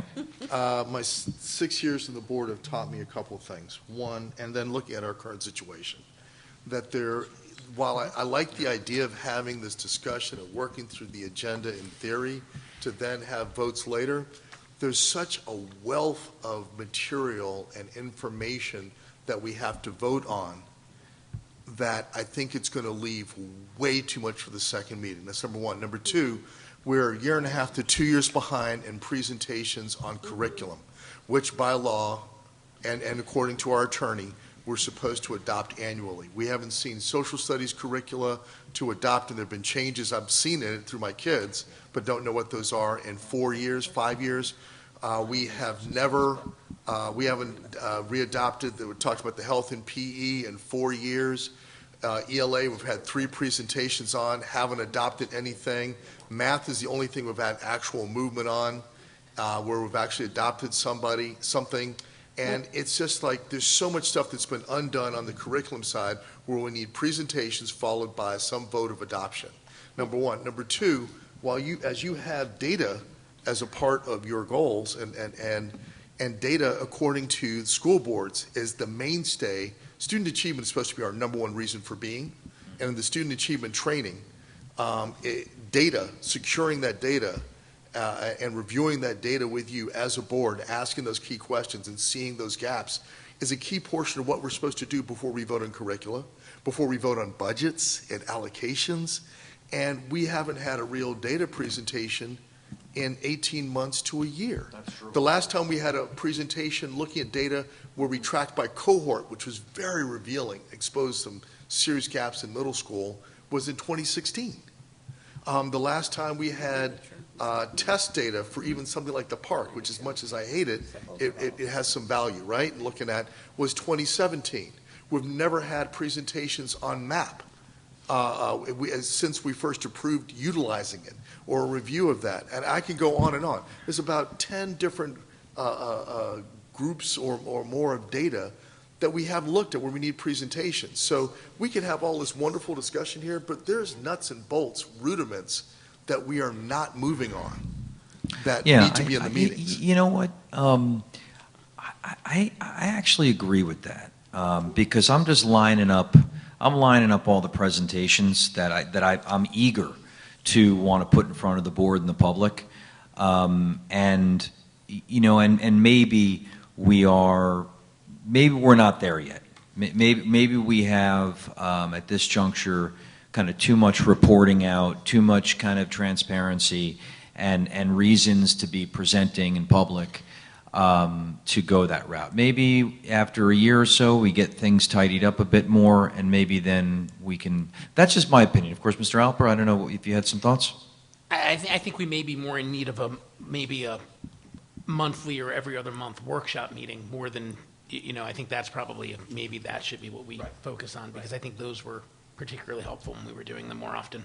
And, sometimes that'll be a school boards thing where we're working on something for training. Other times it'll be, when we just need to work through things like a meeting like this. I think that's great. I mean, and, in addition to 2 public meetings. Maybe a third just for presentations. Or a third. Kidding. Yeah, a third to get some work done, right? Some work done. So. Just for Mark. So, yeah. I have to add, I agree with Mr. Robertson. We have not had a solid presentation in a few years, but I have to add, we've had a tumultuous 2 years. We've been working on contracts. We've been working on a bunch of We things. haven't had a solid presentation on what? We've had a ton of good presentations. Pick a subject. We haven't. Outside of ELA and math. We did not have the test scores presentation last year. And before we vote on student achievement goal and talk about gaps and everything, we should look at this year's scores. We didn't see last year's. I mean, we saw it on our own if you looked it up on your own, but we didn't have a presentation of last year's scores. So the scores are in, because they're online, I saw them, and that's actually what I quoted from tonight. So before we vote on goals about student achievement, we should be looking on the gaps in student achievement. At least some basic stuff. I mean, at least the gaps and the Yeah. subgroups, so that you can map out what you need to do to bring, equity to all students. And I know a few years ago when Edison came out of focus status, that was where we found out. It was one of the data presentations where Right. we found out. And we haven't had a Edison presentation in a while either. So hopefully they're still on a good path, and they will never need the rack again, ever. But you have to keep seeing this data to make sure that the board is supporting and providing resources for Yeah. all the students to be successful, and just as importantly, for the faculty to have the tools that they need. I think it's a noble Hand in hand. I think it's a noble position, and it's not a position I would argue that really many boards are willing to take on, which is really take an active role in that leadership. What I would offer, Ms. Mordecai, and I don't disagree with you, is that I think the nature of kind of the transition, just by virtue of the fact that we're trying to etch out the goals now, whereas I think moving forward, this is something that we would be doing maybe during a summer retreat, in June, where we would be approving them in August, and they'd be able to, at the beginning of the school year, be driving and informing all of our opening year meetings. I think we're a touch behind the chronology Yeah. for obvious reasons. Yeah, normally that's what we do. We do the Yeah. budget workshop early in the year, and then we approve in the fall. But, Yep. Yep. So I think I guess what I'm suggesting is that I think this year I would offer we might just need to be comfortable having them be a little bit more, for lack of a better word, generic, and place the responsibility in my hands as a superintendent to ensure that that as they drill down to the building and the department and the classroom level, I'm going to ensure that they're aligned with these more general goals. Unless you want to postpone the approval of goals, and I can get you the data, and you can look at the data. I'd like to postpone the approval of goals until we see the data. Okay. It's out there. It's just a matter of downloading Your them board and- goals. Yes. Okay. If I might add, goals are kind of overreaching, arching, whichever goals. Arching. The objectives, that's where you get down to the nitty gritty. And that's where we can look at the student performance data and start to plug in some specific objectives. So I think you can do the goals and then come back and do the objectives. If we're talking about improving student achievement, we want to do that. The objectives will then tell us how we're going to do it for each subgroup. So I would recommend that we keep moving. Now, I wanted to go back. So does that mean we're going to drop the monthly? Yeah, I think Meeting? we're gonna drop the idea of going to the one work and one Okay. regular meeting. I don't know if we need to make a board goal of trying to do a workshop at least every other month, but I Right. think We we should just- try to do we a just workshop do at it. least every other Yeah. month, right? When we- I don't know if we when need to we waste the need to. goal on it, It's a right? meeting structure. I have an idea, though, that could help to combine two of the things without losing that. You have number 4 is to continue to participate in individual and group professional development, right? Maybe to hold regularly scheduled workshops, as that's part of that Right, development, that's right? one of the ways you do it, And we could absolutely. combine that, and But that is the group professional development, right? Could that be right. part of it? So conduct, board workshops and participate. It's both, because we should be going to outside Events. training and events as well. And at some point, not this year necessarily, but you may even want to set a goal for how many credits people shoot for and that sort of thing, because training is critical. And see, that's why I wanted to combine those two. If you recall, when we had the first meeting, I kept wanting to put all that together. I agree with you. Because it's really improving the effectiveness Yeah, that and the makes sense. efficiency of the board. I And agree. it's through individual professional development, group professional development, group work sessions. All of that makes us a more efficient board. I agree. But that's a different work session. The work session for the board to look at the agenda is different from a work session Right, or but we're not workshop gonna do for that your first. professional I understand. development. I Yeah. understand Okay. that. I got you. Yeah. And there's only one thing I want to make sure, Dr. Cascone, that you had mentioned, that we don't, when it comes to, and this is, I apologize, when it comes to, understanding that this is a leadership transition, okay? And putting the ball in your hands to kind of carry it down the field, right? Or to lead the team down the field, right? We as a board still, both legally, and we saw this as a statutory requirement in our self-evaluations, and it's in our training, we'll still need, even if it's in tidbits and section by section, ongoing curriculum and data presentations. 100%. To adopt the curriculum, to adopt the curricula, and to examine the data. Absolutely. Okay. And you will have it. Just want to make sure. 100%. All right, we're good. And I think that's an important role, that I serve for you as your superintendent, is, getting access to that and giving you access to it in context, not only kind of in of itself as it relates to student achievement, but also how it's kind of informing the curricular adoptions and votes that you're considering. And to that end, I want to kind of dovetail on that. Couldn't that be part of our student achievement goal? We as a board haven't really been looking at data. Maybe we need to charge ourselves with looking back, and I've sent at least a couple of you before, the student achievement training, which you're not scheduled to take until year 3, but you can take it earlier, right? And in that, it lists the data that we're supposed to be looking at and asking questions about. Maybe part of our student achievement goal, something that we're able to do independently as a board, as Dr. Cascone provides it for us, is to commit to the rigors and the discipline of constantly evaluating and reviewing data and requesting it and asking questions on the basis of that data. So evaluating, reviewing, analyzing data in order to focus on student achievement. Because just to say student achievement it's amorphous. That's part of our reason for being. It's not a goal, okay? It's a duty. It's not a goal. But how are we going to do that? What are we supposed to be doing that we have not been doing, right? And that's what we have not been doing. As a board, we have not been making an active request and engaging in and reviewing and evaluating data. So it's a two-part. So in partnership with Dr. Cascone providing us with these presentations, it behooves us as a student achievement goal to actively engage in the review and analysis of the data and asking those data inquiries. It would be literally an exceptional, I think, an exemplary goal by a board. I think that your professional stakeholders, your folks that are working in the district in the classrooms, I think it would send a really positive message to them, and I can help you with that because you're busy folks, you're volunteering, and so we could. I could really facilitate that through the data that I kind of bring to the meetings and kind of couch within presentations. And I think just by virtue of hearing the presentations, thinking critically, asking questions, engaging in those conversations, I think that in of itself is, I think that's in the spirit of it, and it doesn't then require a whole lot of additional work on your part.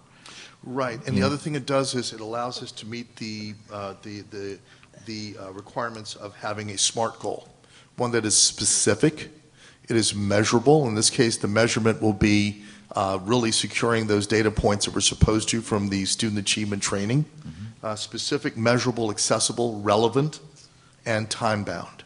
Sure. I mean, you'd have to think about how you would quantify that. I don't know if it would be a certain number of data-informed presentations over the course of the year, which I could work with you on to bring those, right? I mean, bi-monthly, or this way we weren't hamstringing us in case there were other presentations that needed to happen. So at least every other month to be presented with, a data-related curricular data-related presentation. And we could do that because we were planning on bringing curriculum presentations anyway. So it would just be a matter of ensuring that each one of those presentations had a data component to it.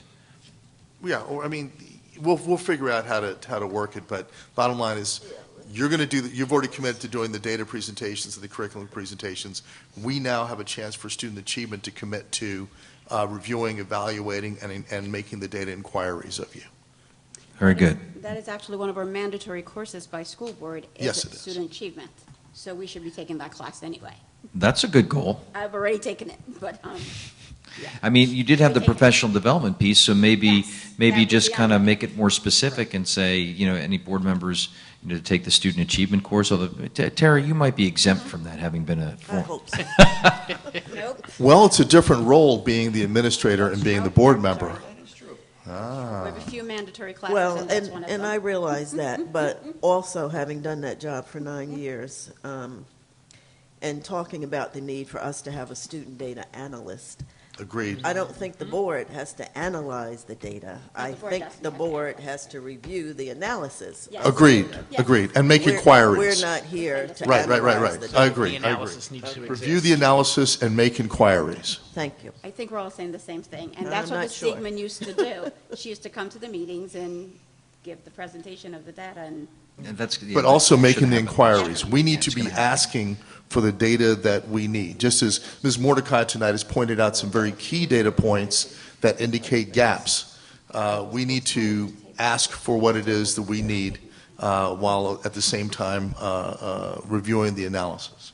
Right, and I just want to make a point. We keep saying the board hasn't had this in so many years. But I recall that item being tabled last year a few times, the student assessment report or student achievement report, district achievement report, whatever you call it. It was tabled a few times because you were a little preoccupied with other things. To be precise, park data was tabled. We never had the offer of a map presentation. We did not have the offer of Fontes and All I'm Pinnell. saying is- I don't want to get into the It was weeds never on that. presented. Wow, you got one. I don't want to get into the weeds on that. But park data was tabled, but now we know where we are now, and this is what we need. And you can expect what is the district assessment report. Now, a lot of districts approach that very one-dimensionally, and it would appear that that was the way it was approached here in the past, which was that it just addressed park. I've already spoken with Ms. Digman and let her know that I want to be painting a much broader picture related to student achievement, including other standardized testing, including AP, SAT, but also, our own local assessments. I say local, but MAP, Fontes and Pinnell. Right. Exactly. Student achievement is also what our post-secondary, paths are. How many folks we're sending to college and things of that nature. And I would argue, are we talking about other forms of assessment? Right? Do we have Sure. other forms of achievement? Anyway, now I just want to remind the board that on this list of goals here are some pretty heavy-duty things. Now you have a referendum that you're working on. You have 3 collective bargaining agreements that you're working on, and Strauss Esme. It's timely. They just dropped off the draft policy manual on my desk, and it's about this high. We got a lot of work to do. I definitely want to keep the goal on updating the policies. I want to keep the goal on working on perceptions of the district. I don't want to put in goals relating to the referendums or collective bargaining agreements. I agree on not for the collective bargaining agreements. And here's where I also want to distinguish between duties and goals.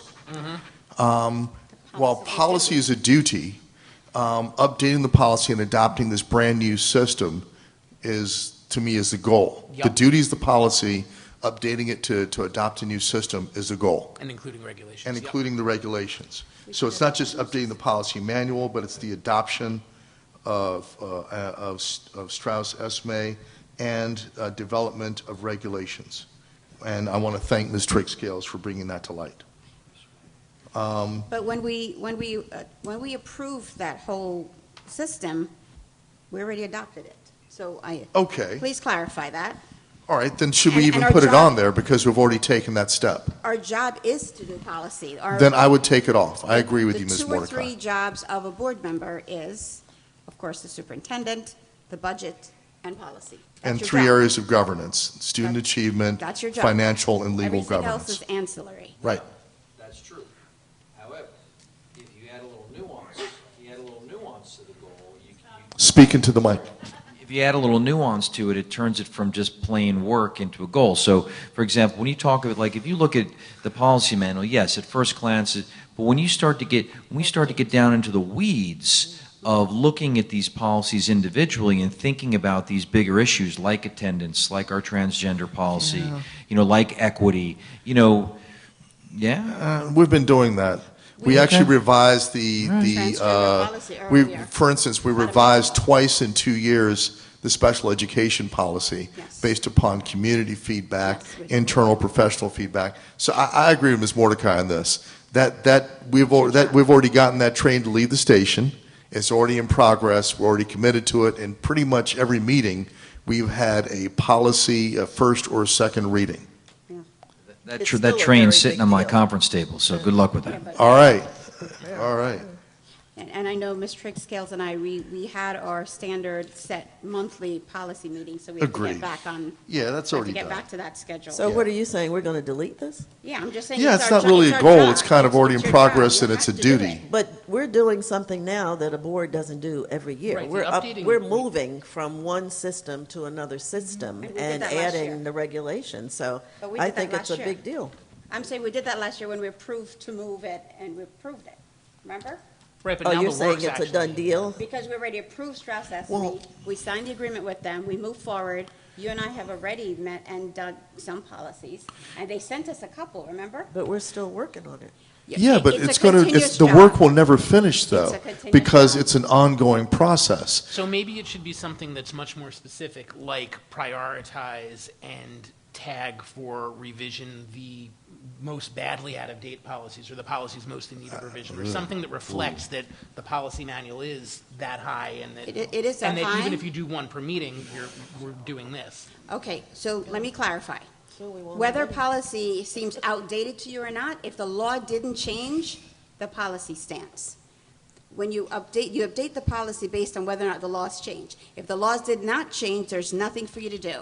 So it might say revised 2003, but if that Isn't- law didn't change, Isn't a lot of there's nothing for you to policy completely irrelevant to the law, though? For instance, like we have a policy on use of facilities and who's allowed to use the fields. Use of facilities, Right. there are laws connected So with that's use of the something that- facilities now. But It's our- the regulations. But who's paying It's to how we use do it fields here and in West things like Orange. that? Just to That's use an the example that keeps regulations. coming up. I'll give you an example of one that is naming of facilities, Yeah. Yeah. Okay. right? So Yeah, that that's one, something that one we would specific to update. us. And we don't have an equity policy, so that would be new to us. Because I know, because I pulled the South Orange equity policy and tried to get that one done last year. So we need an equity policy. We approved the comprehensive equity plan, and I believe I made the same statement when we did approve that plan, that we're approving the comprehensive equity plan. But we don't have an We do not equity have an policy. equity policy. So maybe Think a of- goal is to develop an equity policy and identify policy gaps where we need to update and upgrade the existing So policies. maybe it's to update the policy manual through identifying gaps in existing policy or policies that are in need of updating or No, no, something no. like that. Strauss Policies need to Esme be just added. did that. Strauss Esme took our entire policy book, looked at it, compared it to theirs, and they're now giving us what we need to do. But they Because we can't give switched us over. the regulations. I see. We must develop the It comes, regulations. they give us both. So, Because it's how we do business here in West Orange. So we still have work Right. to I do. agree. Then we have Yeah. two goals that came out of that related to policy. Number one is to Gotta love develop it. an equity policy. Number two is to develop the regulations in conjunction with our policies. The I equity think- policy is one page long. I It's think not we should just leave it, equity. It's not just equity, it's I think we should leave it That can't be a as goal. The equity policy is update the one policy page. manual and add in the regulations. So basically to cover what Terry's saying, because I think we don't need to be specific about which policies. No. But I think we do, like, we don't have to necessarily say the equity policy. I think we have to No. say policy manual, and with that, the regulations of how we're handling things here in West Orange. I think that's the important piece of it that, from what I understand, we don't have currently We for all of our have, policies. we have mandatory all of our policies, we have I'm saying. mandatory regulations in West Orange, and that's what we've always done. We only did the mandatory regulations. The rest of them, because we have series of policies, 1,000 through 9,000 series, and we had the regulations only for the mandatory ones. We didn't work on the regulations for all the 9,000 So series. so you grant we have work to do. But when you log into Strauss Esme, the regulations are there. You pull them down and you adapt them. They're there. You don't have to write them. They're there. That's not entirely true, Sandra. That's not entirely true. Log in They tomorrow. can, yeah, but that doesn't mean that's how we do business No, you here. can They have to revise be them. modified. Yes, you can revise them to. And I'm just saying that that's a goal for us this year. That's a huge goal. Okay. And I don't agree that we drop that. I think I agree that's with work Terry. that we have to do moving forward. I'm just saying it's our job. It's your job. Sure So it is. If it's it's your job. You're supposed to do that anyway. That's my point. I agree. So when you think- I'm fine with being voted down, but that is your job. So when you You're think doing about, so no, it's okay. So let's follow the conversation a bit, because I think when you get to the board level, you know, and your work is related to things like this, like what is a board goal? Like when you think about it, what above and beyond your work? Just kind of an open-ended Well, conversation. what would you just said above and beyond is key. First of all, a board goal is a goal that the board can independently execute. Okay. And when I say independently execute, it does not mean that independently execute in conjunction with those resources and materials that are already supposed to be available to the board. Okay. Okay? Like data. Okay? Okay. Number two, it is over and above mere daily duties or prioritizing and quantifying a particular an area that's already an area of duty. So in the case of policies, I'm kind of on the fence, to be honest. On the case of policies, we had not developed regulations before. So that's something that's over and above what we had done before. And there are areas that we need to update or develop policies, like equity, okay? So that could be a legitimate goal, and I believe this is what you're getting to, Ms. Merklener, that it is to, where did I just write this down? It's basically to update policies to include regulations and to develop policies in areas where we have no policy or where the policies need to be expanded. How about something like that? Along those lines, yeah. And I just wanted to make sure, does that make sense? It does. All right.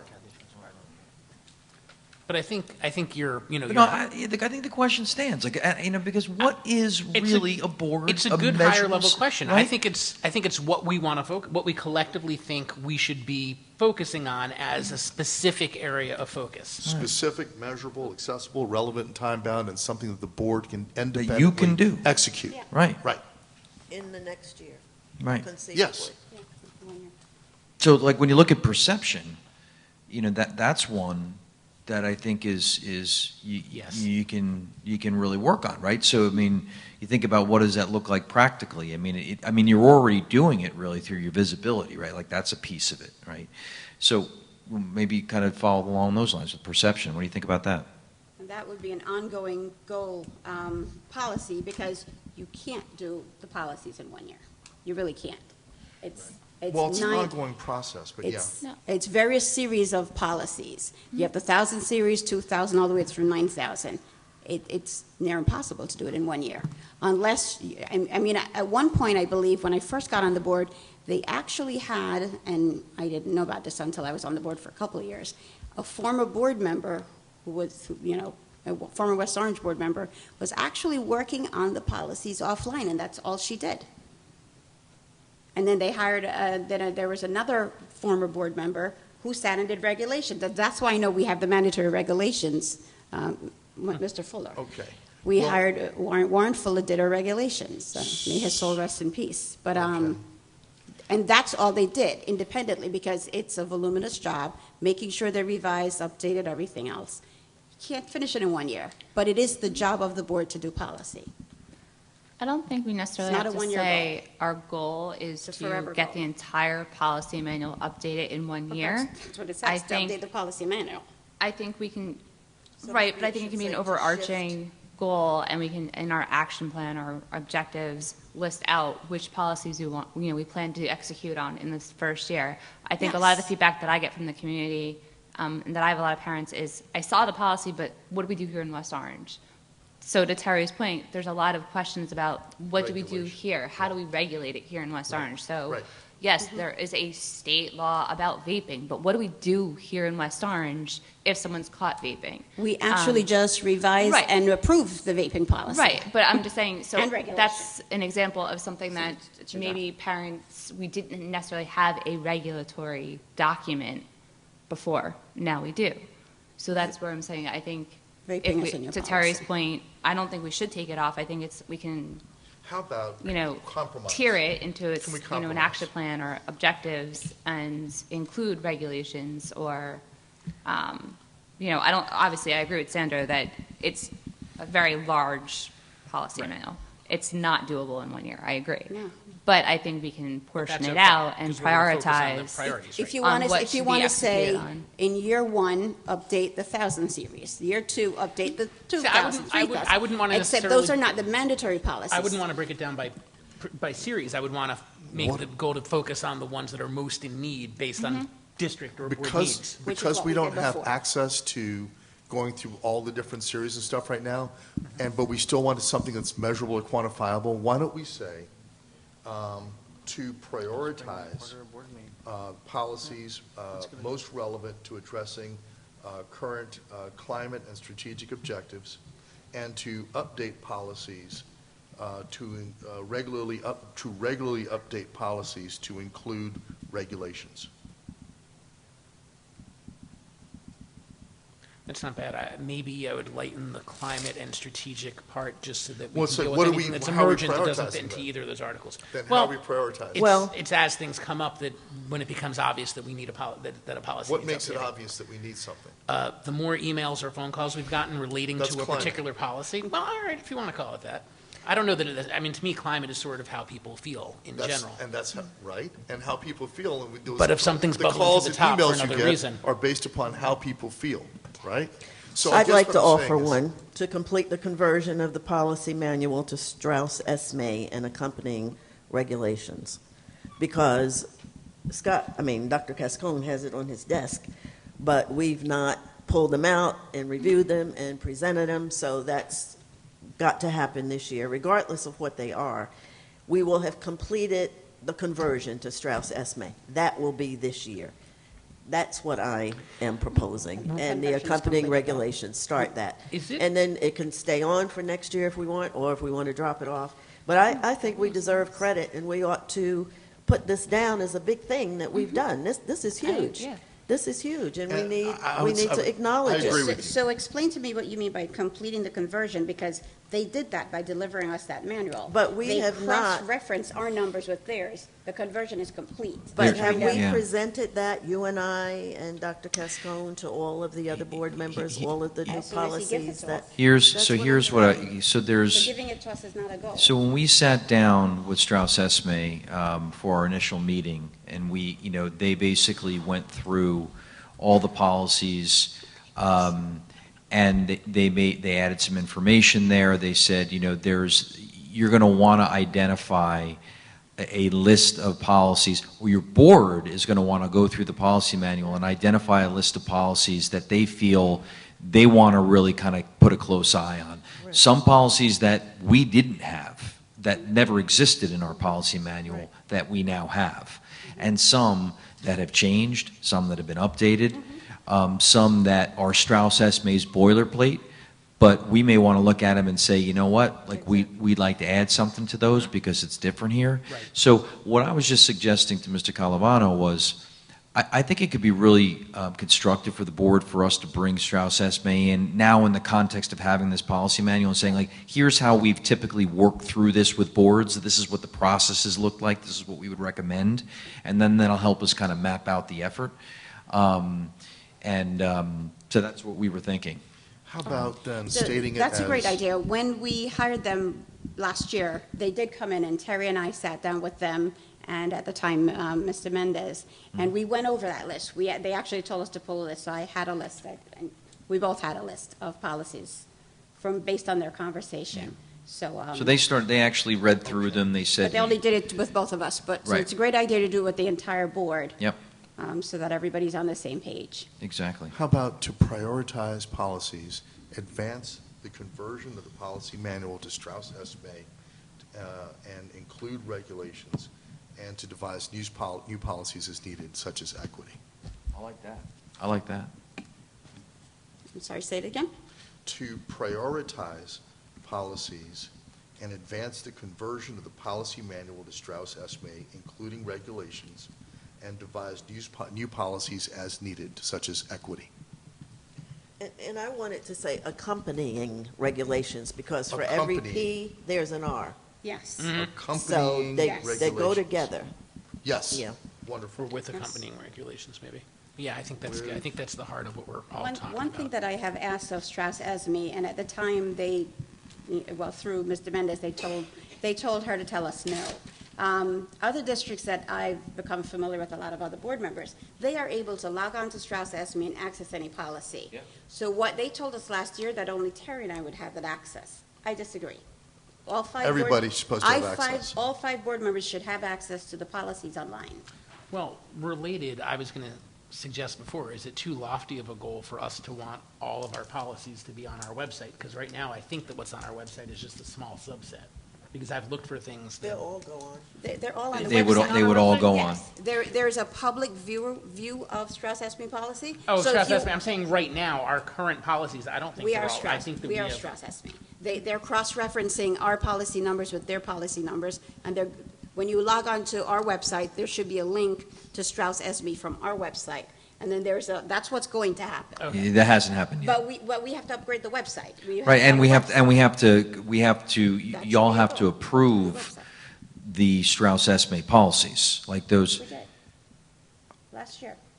Last year when we hired them, we approved the contract, we approved them, we paid them. No, but you have to, look, the manual that's sitting on my desk is not board approved. What, Oh, you're saying approve the manual. Sure, we could approve the manual, yeah, so right now, the board policies that are on the website are the pre-existing West Orange local policies. The Strauss S, we've approved them as our partner, but we have not approved the policies which they've created. All right. So you have to, so now what they've recommended is that you know, there may be certain policies you want to look at in depth, and there's others that they recommend you approve en masse. Okay. In the manual. So, it would read now, so we could put this to bed and go to the next one. Our goal is to prioritize policies, advance the conversion of the policy manual to Strauss Esme to include accompanying regulations, and to devise new policies as needed, such as equity.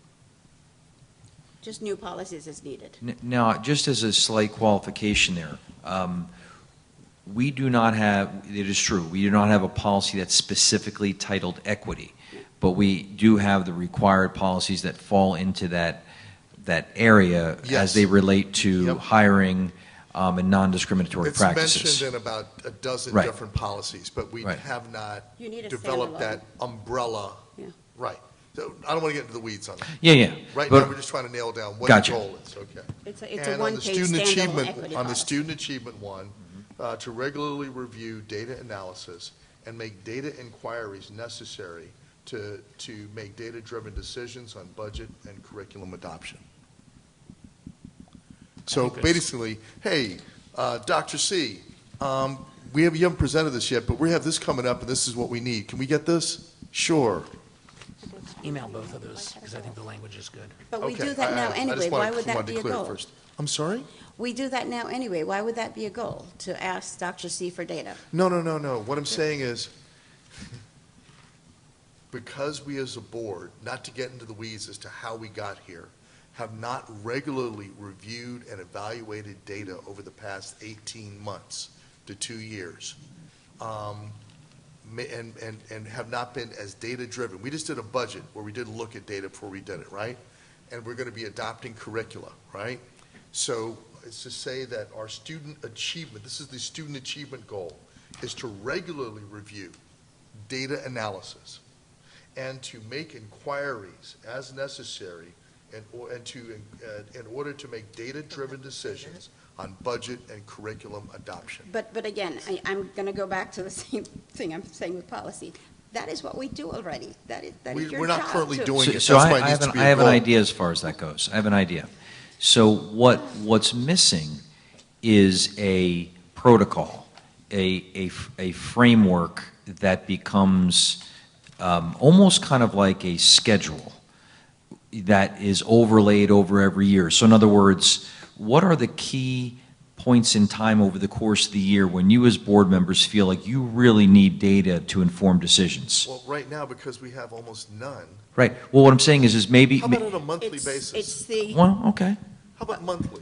I mean, think he I've wants sent you you to be a more laundry list specific. of data where How about we have. quarterly? Or quarterly. Yeah. I think quarterly is a good idea, Definitely prior to the budget, it's especially if you're But cutting. even prior to adopting curriculum. May I finish, Mr. Robertson? Yes. Well, I mean, I That- did give you access to what were several hundred pages of data and availed that to any board member that's interested in getting it, so. Yes, you did. So definitely prior to the budget, because during the budget season, you may be cutting a program that you have not been presented any data on, and you might end up approving a cut that you shouldn't. So definitely prior to the budget, you should be reviewing data to make sure you're not cutting something that you need.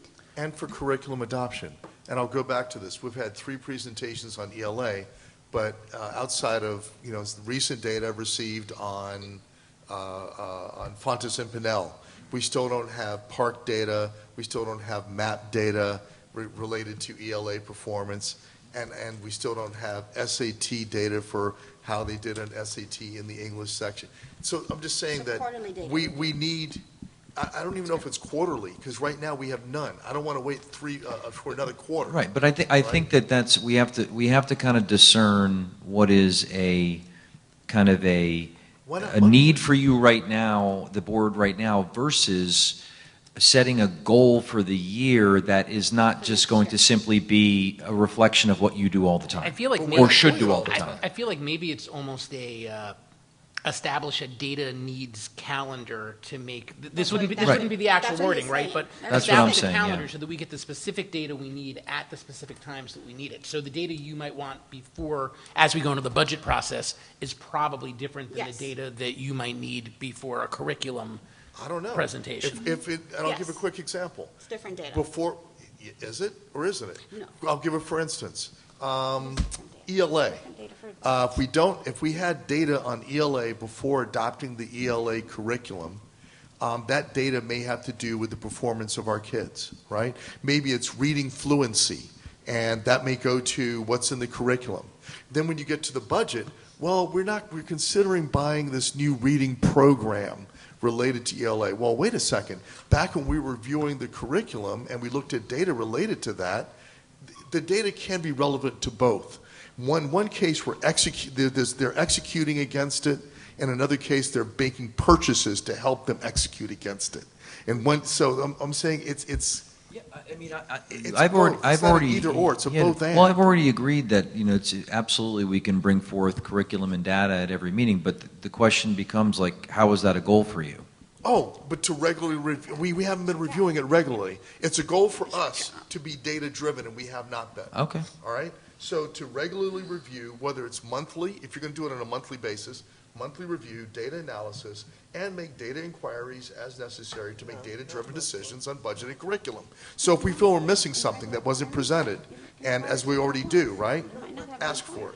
I mean, why isn't that's a student achievement goal. I don't think monthly. But monthly is, we just talked about making sure I'm sorry, I just put a cough drop in. Efficient. Getting up to speed with presentations and curriculum.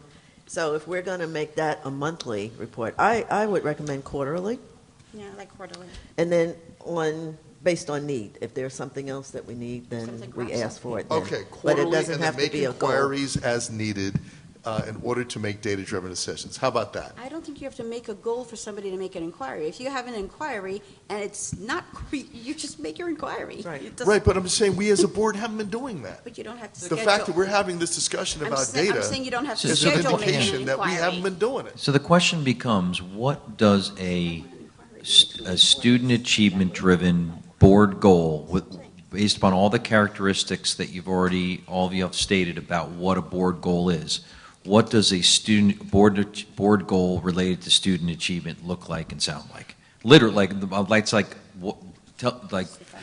articulate for me a hypothetical goal that's related to Based upon the student achievement training, we're supposed to be fundamentally doing 2 different things. One is, we're supposed to be looking at reviewing data analysis. 2 is, we're supposed to be asking for data if it hasn't been given to us. You gave me SGO information, right? Predecessors may not have given me that, right? So it's reviewing the data that we're given, the data analysis we're given. It's asking for data that we need to make decisions. And then as we make those decisions, they're supposed to be data-driven. It's almost like, I don't know if it's cart before the horse or the horse before the cart, chicken for the egg, or some other cliche. But my point is that these are things that we're supposed to be doing and requesting. And once again, you may eliminate the need for us to do many of these things because you're you, right? But the truth is that we haven't been doing this consistently. We haven't. Not even the new board, we haven't. We didn't ask for this data before we did a budget earlier this year. So if we haven't been doing it consistently, a goal is something to do something that you have not been doing that you should be doing, or to do something better that you have not been doing. And in this case, we need to do it better. Should it be routine? Absolutely. Will this disappear maybe for next year, for the next board? Possibly, right? But right now, it's not routine. It hasn't been. So let's make it routine. To be data-driven, to ask for the data, to make data-driven decisions. So So a let's not- hypothetical board goal for student achievement, and I'm sorry, Mark, it's not a SMART goal, it's not measurable, continue to provide learning that addresses the needs of the 21st century learner through advancing transformational learning and innovation. Because that's what we do as a board. You provide access, opportunity, resources, because we approve the budget. That's how we support the student achievement. The teachers actually are in the classroom doing the work. We provide the access to opportunity and the funding resources. Because without our vote, there's no funding. There's no money for anything happening in the classrooms. But how do we know what to fund if we're not So properly that's, reviewing no, data? I'm just saying, he asked for what a board goal would look like for student achievement. That would be it. I would have to disagree. The district goal for student achievement would probably be something like to increase scores by 20%. And that's the district. Obviously, a board member can't do that because you're not in the classroom. But that's the objective. That's where you But start that's a district goal, not a teasing it board out. goal. Yeah. Exactly. And back to the strategic plan that we're still operating under,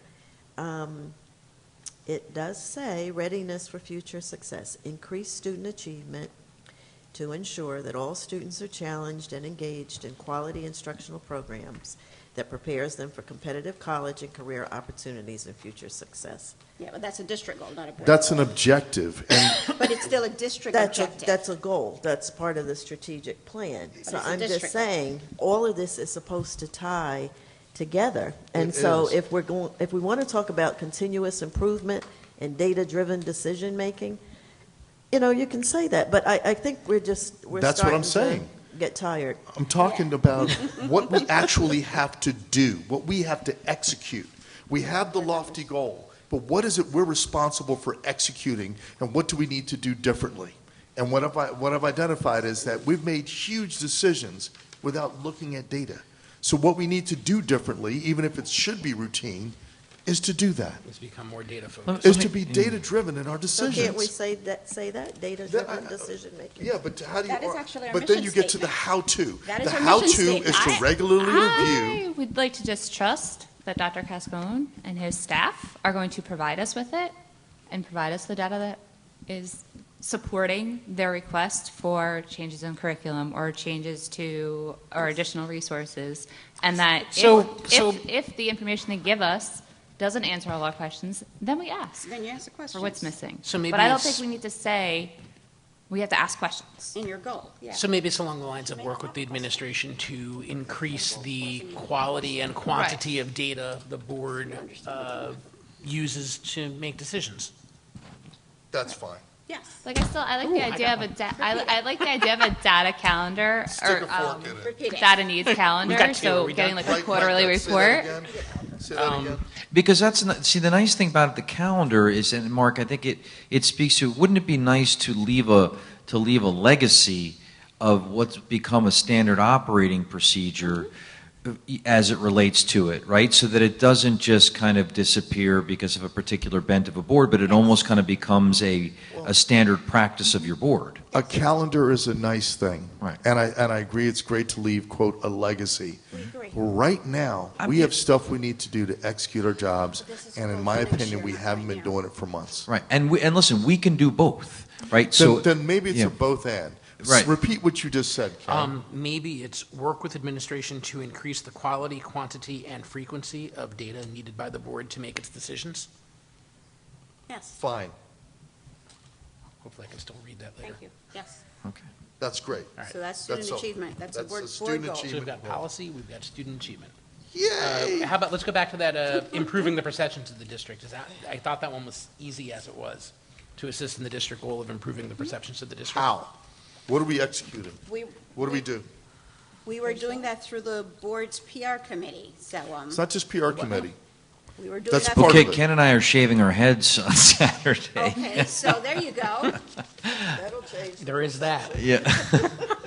Definitely changing the perception of the board and the You're superintendent. shaving your, what? Oh, St. Baldrick's. Ken and I are shaving our heads for childhood cancer. Mark, Okay, you're not that's joining wonderful. them? We'll let you know when You we're can- going to be you at can still join. Shillelagh. the No, thank you. I have Shillelagh. an odd-shaped head. So are we challenging Mr. Robertson to join and shave his head? Indeed. No, Yes. Yes. no. I think we already know the answer. Saturday I'll, is Listen, free to I'll age. volunteer time, but I'm not shaving my The head. audience agrees. you know he's not shaving that off. I They're mean, if applauding. I had a hair like that, I wouldn't shave it off either. Mr. He could sell it Calavano? for a lot, though. He That's really great could. hair. And Mr. Calavano says no, just by that laughter. Saturday, 3 p.m. till So- 8 p.m. So I $20 think there's admission a- if you just here's want to a- come and watch. Here's a few ideas. So what about? I think to some extent it's by virtue of the way we operate as a board, right? And I think it connects to kind of how we structure our meetings and the information we present at our meetings. I think having this public work session to talk about the referendum, I think that's a kind of all part of it, but there's also the visibility piece. I mean, being at that pep rally, maybe you want to consider we could do like a joint newsletter or something like that where, We used to have I was one. thinking something even had a bigger touch than that if it's Good. not too much time for folks. go ahead. And we've talked about this, and some of us have done this occasionally, but engaging parents in PTAs, at PTA meetings, going to them to say, you know what, we're here because we want to listen to you, hear what you need for your building, for your kids, and in your environment. We're always asking you to come to us, right? Why don't we go to you? I think it was in one of our previous goals. We're so stretched thin, I don't know if everybody makes a PTA meeting. Well, no, it doesn't have to be all the time. Okay, there are 5 of us, we can do 2 schools apiece, right? And plus 1, right? I've gone to a few. Plus- Here's work I have 2, but I'm work just smarter. How about this one? How about we have the president, the PTA President's Council, Yes. and maybe to have a monthly board presence at the PTA President's Council. We can't as a quorum, though. We usually do. No, We do. We always do. No, just you could have one or you could have 2 rotate. representatives. You We could have do. one That's not enough. I'll at go the to president. PTA Presidents. I'll go to president. Yeah. So, No, I mean Or at the Council of PTAs. Council of PTAs, That's not yeah. enough. That's not enough. so generally, the president and the vice president attends those meetings, but I didn't get invited to any meetings this year, but Ken did show up. I'm not going to go there. I'm just going to say that we need to go to them. We need to do something different that's over and above what we've done in the past. Maybe it's strategic. So maybe, and again, just because I think, just thinking about there's a limited number of you, you have lives, One you have PTA families. meeting a year. Okay, but All right? So but- that's somebody, 1 or 2 people will have to do 2 extra meetings, right? But that means 2 meetings a person. I don't know if you want to Other make that than a that, board plus goal 2 to extra attend PTA meetings, but I just want to remind board members, when you do attend your 1 or 2 PTA meetings per year, remember your role as a board member, and when you attend those meetings, you cannot make any personal promises or pledges Right. because, and 3 board members can't show up because it's a quorum. So we do a I mean, calendar. All the ethics that we Schedule. swear to every January are in place. So it's, We'll develop Just a a reminder. schedule for board members to attend 2 to 3 PTA meetings. See, these are objectives. But Now yeah, we're getting these seems into like- This the is fine getting Like action details. steps. Yeah, but these Yeah. are, but Right, but that's an action plan, but I think the original idea was to how about improve. engage PTAs as a general, and then we come up with the action steps later? I think even that can be part of just improving perceptions. But Right, that's, that's isn't what that it- under that is, that's what I'm saying. Objective or an action Improving step, perceptions not a goal. by, it has to be specific, measurable. So how are we improving perception? So then maybe it's by engaging with the So you community. increase visibility. By increasing community visibility in the engagement. community. But I think That's it. perception of the district also goes a little bit further in Yeah. self-promotion. So, I mean, look at West Orange High School. Look at how many courses we offer, how many activities we offer throughout the entire community. And I think for that was our part of the students. original discussion that got us to Right, what's so on paper I don't want to here, yeah. limit us to just saying, oh, we as board members have to go to PTA meetings, and we have to be more present in the community. Well, we do have to develop a comprehensive We are public very relations present. plan. I'm not, There you go. Develop a comprehensive Boom. public but I feel like relations those plan. are like action steps that fall under We this. could do that. You did Or it? objections. We developed a public relations plan a few years ago. I want to say it was under Amy Simon when she was our public relations person, and we never followed that plan. So let's make a goal that the board members can do and that we actually do, because it's a one-year But goal. we can do it. Develop a Okay, we comprehensive didn't follow public that relations plan, plan and partner with the administration to increase visibility as we execute the plan. Well, we have perception as a district goal, so it actually is it's a nice means to partner. That's one where we can actually work together because you know, we both perform functions that can lead to improved perception. In an email. And they still have that To plan in an promote the email. I'll positive find stories it. of the district. Right. So we're going to develop a public relations plan and partner with the administration to promote the positive stories in the district. I like it. We got 3. You'll never know the 4th one. Could we stick to 3? We could. Yes. If it took us that long to get to them, imagine how long it's going to take us to execute them. He's got a point. And see, I'm also thinking, you know, as Cheryl said, we're thinking broadly.